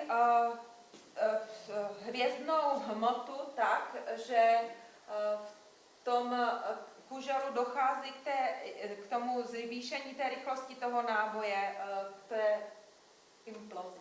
Implosion, black hole, yes. And that's what the Hopis call Feshmeten, which means the way of the nine. A tomu vlastně ti Hopiové říkali ta cesta devíti. And the Anunnaki were descended from the ancient great Uru or Usas dragon cult called Seraphim. Seraphim, Anunnaki, Nephilim. Předkové naši z těch starých draků se tedy nazývají Serafové nebo Serafim, ten pradrak. So the Hopi are calling this the way of the nine. The Anunnaki called themselves the nine. And Puharic's teacher Enki, Tom, called himself the nine. Yes? Hopiové tomu říkají cesta devíti, Anunnakiové si říkali vlastně devět a which teacher? What the last? Andrea Puharic, Stargate Conspiracy, they call them the nine, Atum, Tom. Nazývají devět, Atum. Nine. And this is the story of a set of intelligence who call themselves the nine, yes? Čili je to příběh toho hvězdného vědomí, té hvězdné inteligence, která se nazývá devět. So, the part of this family, Seraphim, Anunnaki, Nephilim, the part of that family, součást té rodiny Serafim, Serafové, Anunnakiové, Nefalové. A very general and somewhat simplistic way to think about the genetics of that lineage. Když si to zjednodušíme, tak podobně by se dalo o té genetické linii přemýšlet. The Seraphim are high-winged dragons. They inhabit plasma fields the size of stars. They are sun god. They are the An, Seraphim, yes? Serafové jsou tím slunečním bohem, jsou to ty létající drakové velmi vysoko v nebi, kteří ovládají to plazmové pole. The great Uru or Ushu cult, dragon cult. Uru, Ushu. Ten největší Uru nebo Ushu, to je ten drak. Yeah, and that, you can think of those as the high dragons, the winged dragons. Říká se jim tady ti nejvyšší drakové nebo okřídlení drakové. Urus or Usu. Yeah. Now, if you want a great detail on the specific history of that dragon family, I do recommend the Anton Parks books. Pokud se o tom chcete dozvědět něco víc o té dračí rodině, tak bych vám doporučil knížky Antona Parkse. The series of books are called The Chronicles of Girku. A ty knížky se nazývají The Chronicles of Girku. Kronika Gurku. Girku. A Girku is a vril stone or a tuoi stone, Tuoi, or a a Silmarillion or a fire crystal. Jsou to nějaké názvy nějakých symbolických zřejmě kamenů nebo krystalů. Ohnivý krystal. This was the computerized digital voice recorder of Mr. Enki, who at that time was called Sam. Yeah, Sam. Tohle je na počítač nahraný, zdigitalizovaný hlas pana Enkiho, který se v té době nazýval Sam. Yes, and that's where we get the name Samuel. A z toho pochází Samuel. And remember that Enki is later called Adonai. A Enki se později nazývá Adonai. Whereas his brother was later called Yahweh or Enlil, yeah? A Enlil se později, jeho bratr se později nazývá Yahweh. I'm just suggesting that there is a very detailed history available to you. This is now originally in French and coming into English and other languages. Anton Parks. Plazmové pole, serakové. Now some of this will be introduction, hopefully, to Vincent Bridges later, hopefully. Doufám, že něco z toho bude teďka jako úvod k Vincentově pozdější přednášce. And some of this I learned from Vincent. Let's see if I got it right. A něco z toho jsem se od Vincenta naučil, takže doufám, že jsem to správně pochopil. So these languages got a bit confused, but our word archon and archangel. Je to trošku matoucí, ale naše slovo arkan a archanděl They refer to these high-winged dragon beings, yes? se vlastně vztahují k těm nejvyšším okřídleným drakům. And more recently, some of the winged dragon beings have been called Siakar, yes? A v poslední době se některým z nich říká Siakar. Remember, the word dragon, you can actually dissect the word. Víte, že slovo drak samo o sobě se dá rozdělit? The word ag means fire. Dragon, ag je oheň. So a mag is a matrix of Agni, a matrix of fire in blood, Magdalene. Yeah? Mag je vlastně matrix ohně, matrix Agni v krvi, což je ta Magdalena. Yes, and the dragon queens, the Asa Uru, they called themselves the Mag for a while, yes? A nějakou dobu se ty dračí královny, ty Asa Uru, nazývaly Mag. Okay, so part of this dragon family had a genetic disaster. They had a genetic catastrophe. V části tady z té dračí rodiny došlo k genetickému neštěstí, k genetické katastrofě. Now, again, the focus here is not so much the history story as the science. Ale chci znovu opakovat, že my se tady nebudeme tolik věnovat historii, jako spíš vědě. And we are interested in why these Nephilim were called the fallen ones. A nás zajímá, proč se té větvi Nephilim říká ti padlí anděle. Some people think it just means, oh, they fell from heaven. A někteří lidi si myslí, že je to prostě proto, že spadli z nebe. I think heaven is a name for distributed charge. Já si myslím, že nebe je název rozdělovaného náboje. Actually, we could dissect the word aven, hey ave, but we'll do that later. But even Lawrence Gardner gets that right when he translates the Hebrew term, the plains of Sharon. On si chce ještě pohrát s anglickým slovem nebe, který je heaven, ale říká, že i Lawrence Gardner má pravdu v tom, když vysvětluje ten hebrejský výraz zahrada. In Hebrew, do we have any good rabbis here? Do you know what the plains of Sharon are? Ne, pláně Sharon. Je tady nějaký rabín, vyzná se někdo v hebrejské mytologii, či jak se to nazývá, to není mytologie. I'm looking for Yarmulkes, a good rabbi in the audience. Nemá tady nikdo Yarmulkes, žádný rabín. So the plains of Sharon is in a sense heaven for the Hebrews, for some of them. Sharonské pláně jsou vlastně nebe pro Hebrejce. And Lawrence Gardner gets the physics right. He says the plains of Sharon is the electric field around the PGM, the platinum group metals, the implosion Ormes-like materials. A Lawrence Gardner to říká správně, že ta zahrada je vlastně elektrický náboj, který vzniká na té úrovni PGM, čili těch platinových kovů, kde je ten jejich náboj. So there's lots of ways we could provide evidence for the science. Takže existuje spousta způsobů, jak můžeme vědě dodat důkazy.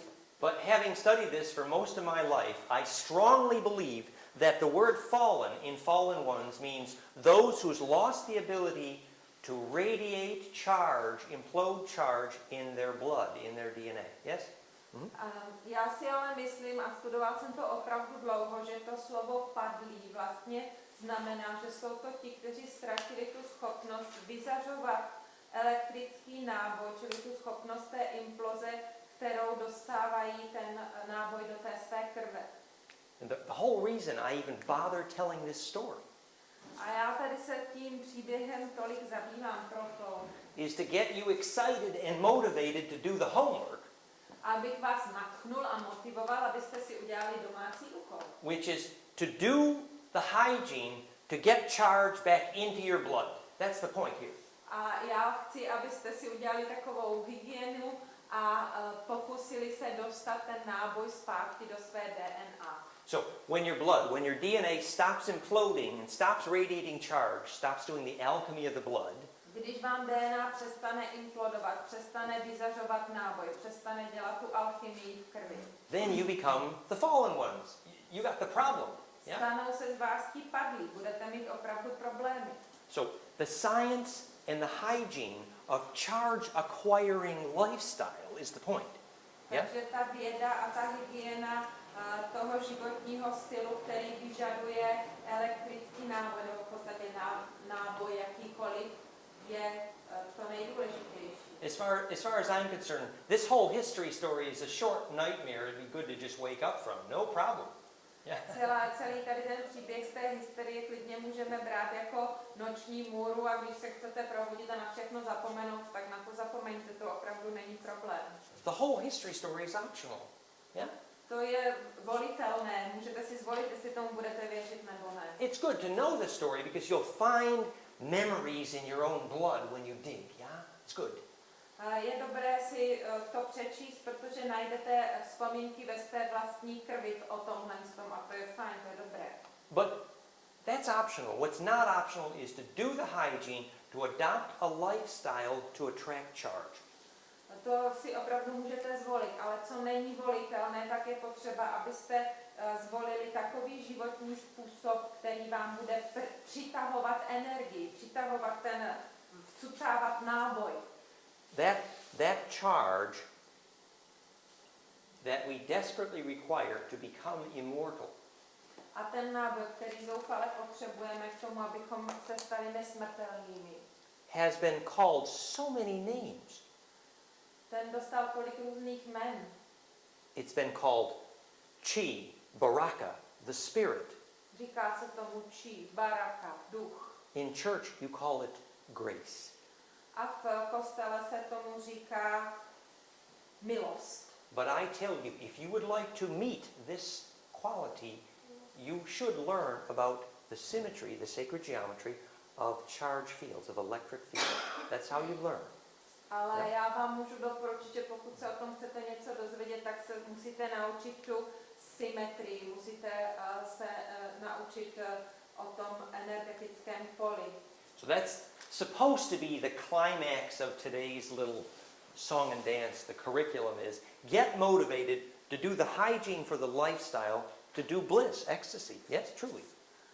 Ale celé tady to by mělo vyvrcholit tím, abyste měli v sobě dostatek nadšení a odhodlání, abyste opravdu žili životním způsobem, kterým naučili se tu hygienu, která vám bude přitahovat ten náboj, která vám bude oživovat ty But just to fill in a few more pieces of the history story, yes?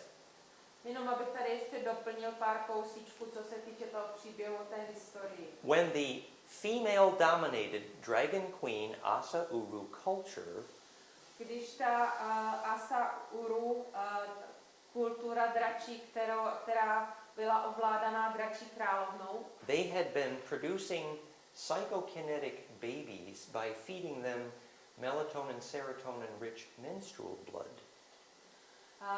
Oni produkovali psychokinetická miminka tím, že jim dávali melatoninem, serotoninem a tím třetím naplněnou menstruační krev. And this was called starfire, or the oil of Messe, from which we get our word Messiah. Yeah? A tomu se říká starfighters, Starfire. hvězdní bojovníci, a vzniklo z toho slovo mesiáš. It served exactly the same function as royal jelly in a beehive. Má to úplně přesně stejnou funkci jako mateří kašička ve včelím úle. And babies who received this menstrual blood had an explosion of growth in the high glands, and they became star navigators. They got the really good jobs. A ty miminka, kteří tedy byli krmeni tady tímto nábojem nabitou krví, tak vlastně docházelo jim k implozi těch hlavových žláz a oni byli schopni navigovat mezi hvězdami, čili dostávali opravdu skvělou práci. But politically, what actually happened to cause the Nephilim moment, the fallen moment, what caused that? Yes, the fall. Yeah. Ale co se stalo politicky? Proč vlastně došlo k tomu okamžiku toho pádu, k tomu Nephilim? The symptoms of the disaster are as follows. There's a list of symptoms, yes? Byl celý seznam symptomů předtím, než došlo k tomu pádu. You have loss of the ability to lucid dream. Je to ztráta schopnosti jasnozřivého snění. Loss of the ability to take memory through death. Ztráta schopnosti brát si vzpomínky skrze smrt, čili po smrti. Loss of the ability to warp space, which is to say, to bend gravitational lines with blood. A ztráta schopnosti pracovat s prostorem, smotávat prostor, čili vlastně otáčet nebo stáčet gravitaci pomocí krve. May the force be with you, Luke. May the force be with you, Luke Skywalker. Luke Skywalker, ať je... Luke Skywalker řekl, budíš síla z tebe. Budíš... May the force be with you. Yes, this is the force that fell out of the blood right here. Čili to je ta síla, která prochází tou krví. And ultimately this meant that the mothers couldn't radiate enough charge from their thymus glands to create an immune system in their babies. Yeah? A nakonec to znamenalo to, že matky nebyly schopni vyzařovat z tymu, čili z brzlíku, dostatek energie na to, aby vytvořili imunitní systém svých dětí. Let's call this for short. Let's call this the Borg problem. A říkejme tomu, abychom si to zkrátili, problém Borgů. Can anybody say in Czechoslovakian what a Borg is?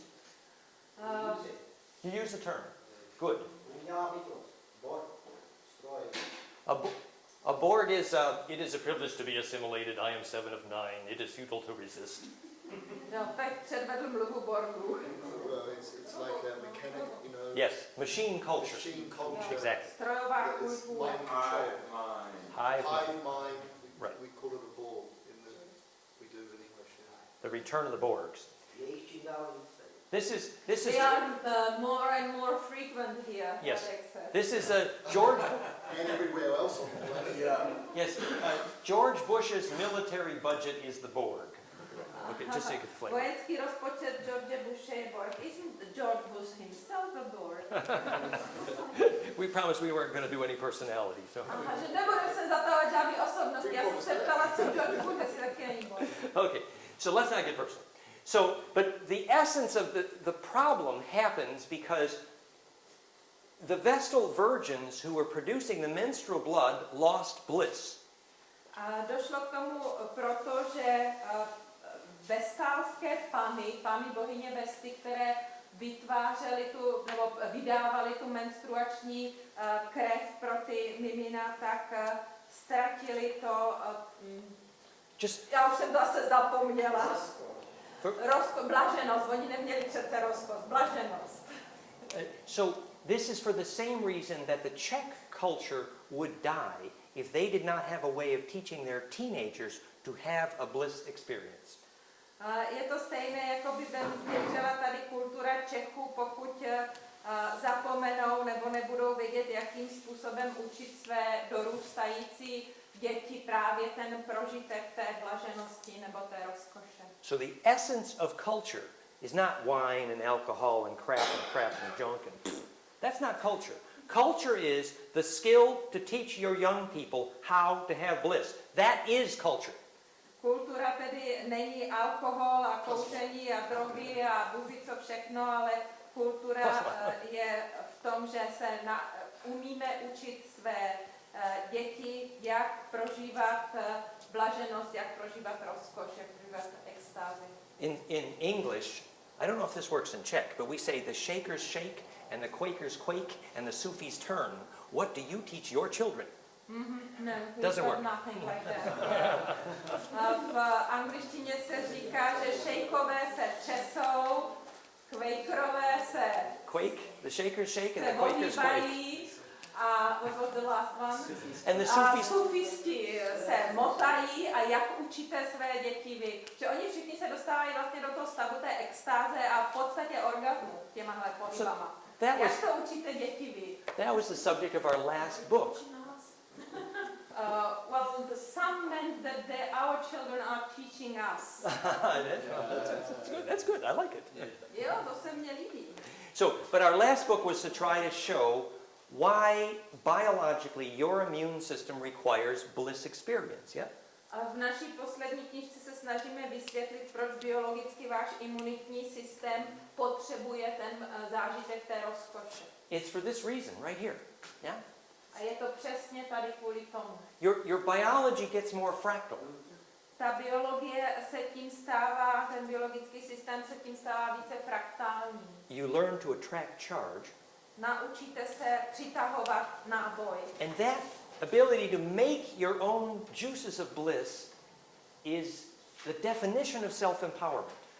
A potom ta vaše schopnost ve vlastních tělesných tekutinách procítit tu rozkoš a blaženost pro vás znamená to svoje vlastní splnomocnění, se tomu říká v angličtině. And at the same time, until you have access to your own source of bliss, you're not making your own charge, and so you are by definition a parasite. A na druhé straně, dokud nemáte přístup k tomu zdroji sám v sobě, který ve vás vytváří ty prožitky té blaženosti, extáze, tak vlastně nemůžete sám sebe nabíjet a tím pádem jste doslova do písmena parazit. When you have access to rapture, to ecstasy, to bliss, you experience the final form of education. Jakmile máte tu zkušenost, teda tu schopnost dostat se do toho stavu vytržení, extáze, tak vlastně máte přístup k tomu, jak vzdělávat, jak učit sám sebe. It's the final form of access to all biologic information. Yeah? A je to ta konečná forma přístupu k biologickým informacím. It's what comes after the internet. A to přijde po internetu. Yeah. So you see why we keep coming back to the science here.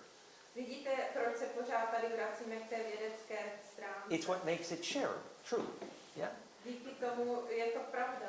And so in that culture, when there was no more bliss, then the menstrual blood didn't have the psychoactive melatonin, serotonin, and so that's when they fell into that addiction using gold powder. A tady v té kultuře, když ta menstruační krev vlastně ztratila ten náboj té blaženosti, tak neobsahovala v sobě ty prvky vytvářející tu DNA, tak v ten moment došlo k tomu pádu, protože začali být závislí na tom zlatém prachu. And you begin to see how all these stories kind of fit together. Now, I've only just lightly touched on them. Yes, I've gone into the details. It's all on the website.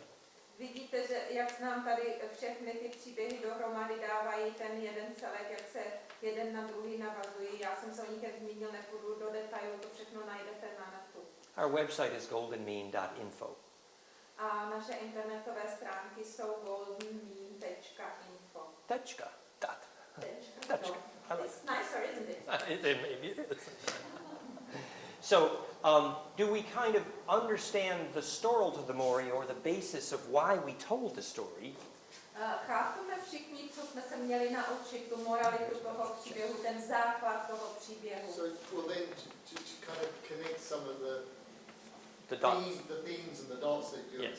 established, the whole thing about alchemy then, Mhm. you trace back to the Egyptian times, and are you saying they're the ones that were fairly obsessed about, making the gold powder? Were there other tribes on the planet doing that? Like the Aboriginals don't have any memory of that, or The Zulu- process of doing that. It was this lineage out of the Egyptian times. Is that the main theme that you've got here? Rody se teďka snaží to nějak zase propojit na to, co jsme dělali, nějak na tu alchymii, a začal se Dena vyptávat, že vlastně říkal, že Egypťané nebo v době egyptské civilizace byli v podstatě posedlí tím zlatem, a říká, že ale aboriginové v té historii, v té své paměti nic takového nemají s tím zlatem, tak se ptá, jestli byl na Zemi ještě nějaký jiný kmen, nějaká jiná rasa, která by dělala totéž. We know that the Zulu, for example, Credo Mutwa, was very familiar with this story of Enki and the gold powder. The Zulu were very aware, yes? Například víme, že Zulové byli hodně zaujati tím příběhem o Enkim a o zlatém prachu. The Zulu name was Kilimanjaro, yes? The Zulu. Zulové mu říkali Kilimanjaro. But deeper than this is the science of fabricating bioactive electric fields to create immortality. That's the question on the table. Ale mnohem dále níže pod tím je to umění vytvořit to bioenergetické pole, které vlastně vede k té nesmrtelnosti. To je ta otázka, kterou tady máme na stole. Clearly, Enki, Hermes, Ningishida, Thoth, Hermes, they remembered how to make immortalizing electric fields, yeah? Samozřejmě, že Enki, Hermes a nějaký další jména toho stejného principu si pamatují vlastně ten systém, jak se vytváří to elektricky nabité pole, které zaručuje tu nesmrtelnost. So, again, focusing on pure principle, Zase, když se tady soustředíme jenom na ty základní principy. the symbol of Hermes and of DNA and of doctors Symbol Herma, DNA a lékařů, which is the wave path we've been talking about, the essence of alchemy, je vlastně ta cesta těch vln, o které jsme hovořili, ten základ alchymie. that symbol in history is called the caduceus. A v historii se to nazývá caduceus. In physics now we know that is phase conjugation. That's what it is. A ve fyzice se to jmenuje fázová konjugace. And that is how you make a self-organizing force. A tak se vytváří síla, která dokáže organizovat sama sebe. So again, focus on the principle. This phase conjugation is the electric origin, cause, and mechanism of. Takže zase ta fázová konjugace je elektrický počátek, který vytváří příčinu a mechanismus. All centripetal and self-organizing forces, including and especially Všech soustředných a sil schopných organizovat sami sebe, včetně a zvláště gravity, gravitace, life force, životní síly, perception itself, samotného vnímání, schopnosti vnímání, bliss, ecstasy, enlightenment. blaženosti, extáze, osvícení. It's the origin of alphabet and symbol. A je také původem abecedy a symbolů. Now we haven't had a chance yet, but we believe it's the physics of the reason and origin of color. Neměli jsme čas se tomu věnovat, ale my jsme si jistí, že je to taky ten fyzikální původ, příčina a důvod barev. So we're saying that this alchemy is the root of all self-organization, negentropy, how all wave systems emerge from chaos. Takže vlastně my jsme přesvědčeni, že tahle alchymie je původem všech schopností energie se sama organizovat, negantropie a jak se vlnové systémy vynořují z chaosu. This is a big statement, yeah? This is pretty ambitious. Je to dost velké, nebo takové jako nadnesené prohlášení a je hodně ambiciózní. Now, we don't have time to do we do present this at conferences on physics, truly, yes? My to skutečně tohle prezentujeme i na konferencích fyziků. And obviously you're not wanting to do that right now. It's okay. Ale samozřejmě neočekáváme, že něco takového uděláte hned byte. But you see, the alchemy does lead us there.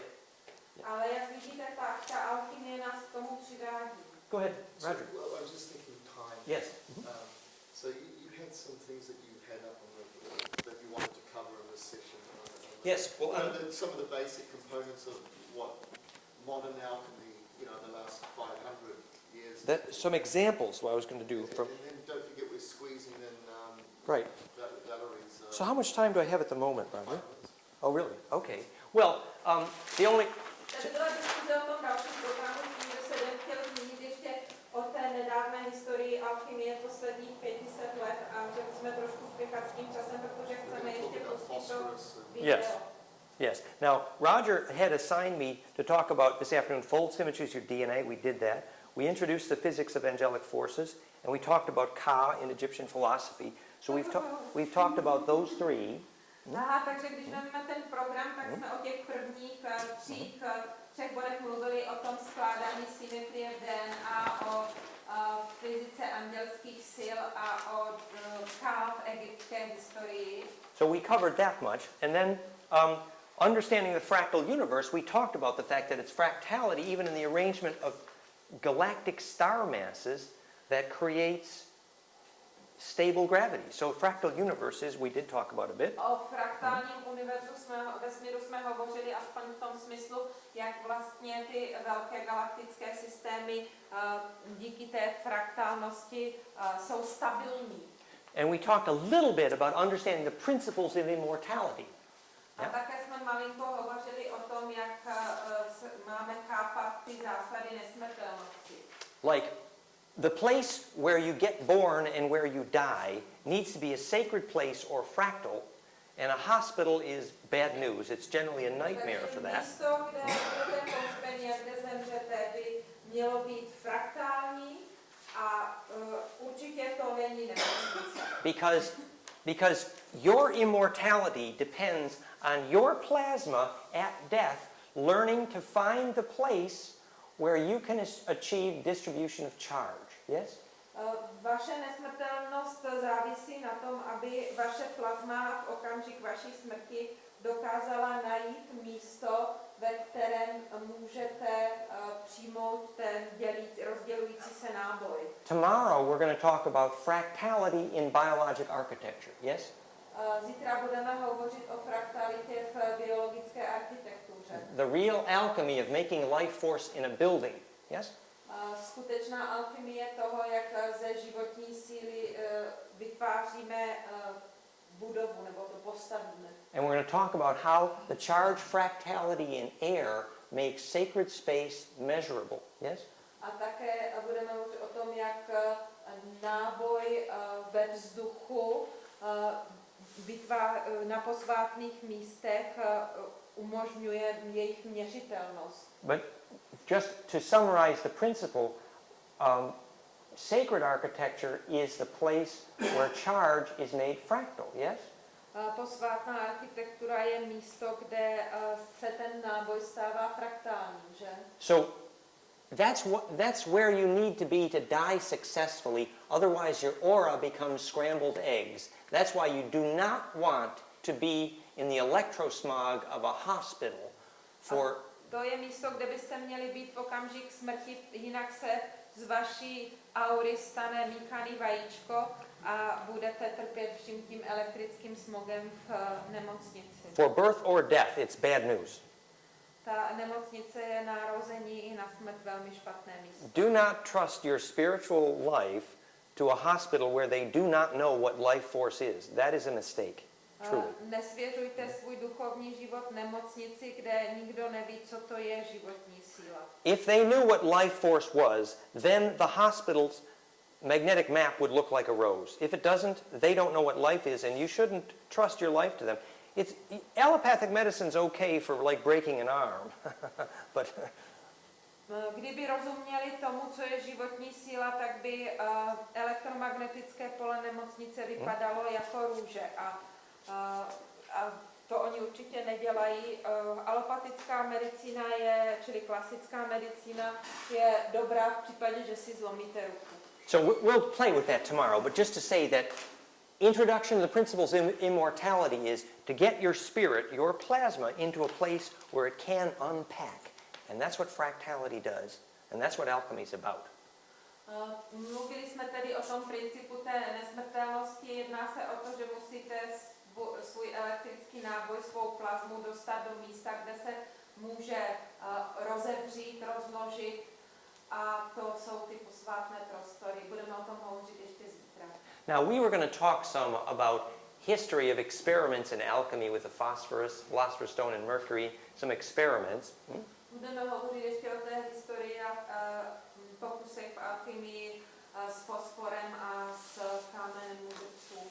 But I think, we've kind of covered a lot already, and we're sort of out of time here. We'll play with that tomorrow, I think. Ale myslím, že jsme o tom mluvili docela dost a že budeme mít ještě příležitost zítra. Is there any questions? Please, yes. Jak je to s těma návalama? What about these hot flushes? Yes. So if you really understand your biology has extra blue fire, ultraviolet plasma now to begin experiment with launching it. Yes? Kdybyste to pak chápali, tak ta biologie má teďka extra plazmu ultrafialového světla navíc, která dává dostatek energie k tomu, abyste to jako odstartovali. So instead of regarding it as a pathology, takže místo, abyste to považovali za patologii, you do some sacred dance, uděláte nějaký posvátný tanec, yoga, followed with some meditation, nějaké meditace, and your aura can grow very rapidly. a vaše aura poroste velmi rychle. And Don't forget good diet. there we go. Because Life force. you can have the blue fire, but you can burn it by having heating foods. That's right. Nezapomeňte na jídlo, že můžete mít modrý oheň, ale můžete ho spálit tím, že budete jíst těžká jídla a až nějaké špatné věci. That's why in Chinese medicine, around menopause, a woman should never go near coffee because it's so heated. Alcohol, no, just around that time. Alcohol, coffee, and sugar, of course, is really heating. And get worse symptoms. K medicíně například žena kolem menopauzy nesmí pít kávu, alkohol, cukr.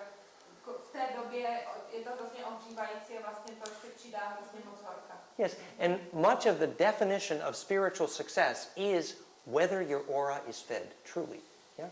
A hodně z těch definic z duchovního úspěchu je o tom, jestli je vaše aura správně nebo dostatečně vyživovaná, krmená. And tomorrow, if we have time, we'll look at some of the ways in which aura measurement is made to make that real serious science, yes?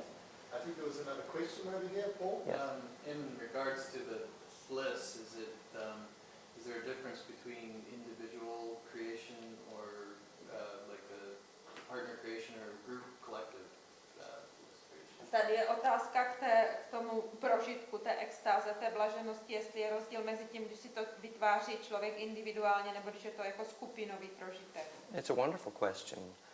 The idea is that your aura as a plasma body becomes sustainable. That's the goal. Ta ideální představa je taková, že ta vaše aura jako plazmatické tělo zůstává jako udržitelná, udržuje se jako celek a to je cílem. Even after death. I po smrti. But since most of us have an aura that's so fragile that critical mass really is served by doing group work. ale protože většina z nás má tu auru tak křehkou, tak ta kritická hodnota toho množství se dosahuje tím, že děláme skupinovou práci. So you do regular yoga with your soul group, and eventually you learn to lucid dream together. Takže děláte jogu společně se skupinou a nakonec se naučíte tomu jasnozřivému snění společně, dohromady. So there's a lot of value in group spiritual work as well, truly. Yeah? Takže opravdu ta skupinová duchovní práce má vysokou, velkou hodnotu. The problem is, of course, dependency, and that's where we learn self-empowerment. Ale problémem je tady závislost a proto se učíme to sebezmocňování. What were you going to say? Well, because of time. Yes. And of course, there's plenty of time tomorrow for Tomorrow. more questions. Yes. But I suggest that you take a quick 5 minutes. We're going to set up a little 25 minutes sacred movement DVD that Valerie has brought along. And then after that, we're going to do some 10 minutes of movement based on that Valerie is going to The real thing. introduce us to. Rozcítit vlastní střed a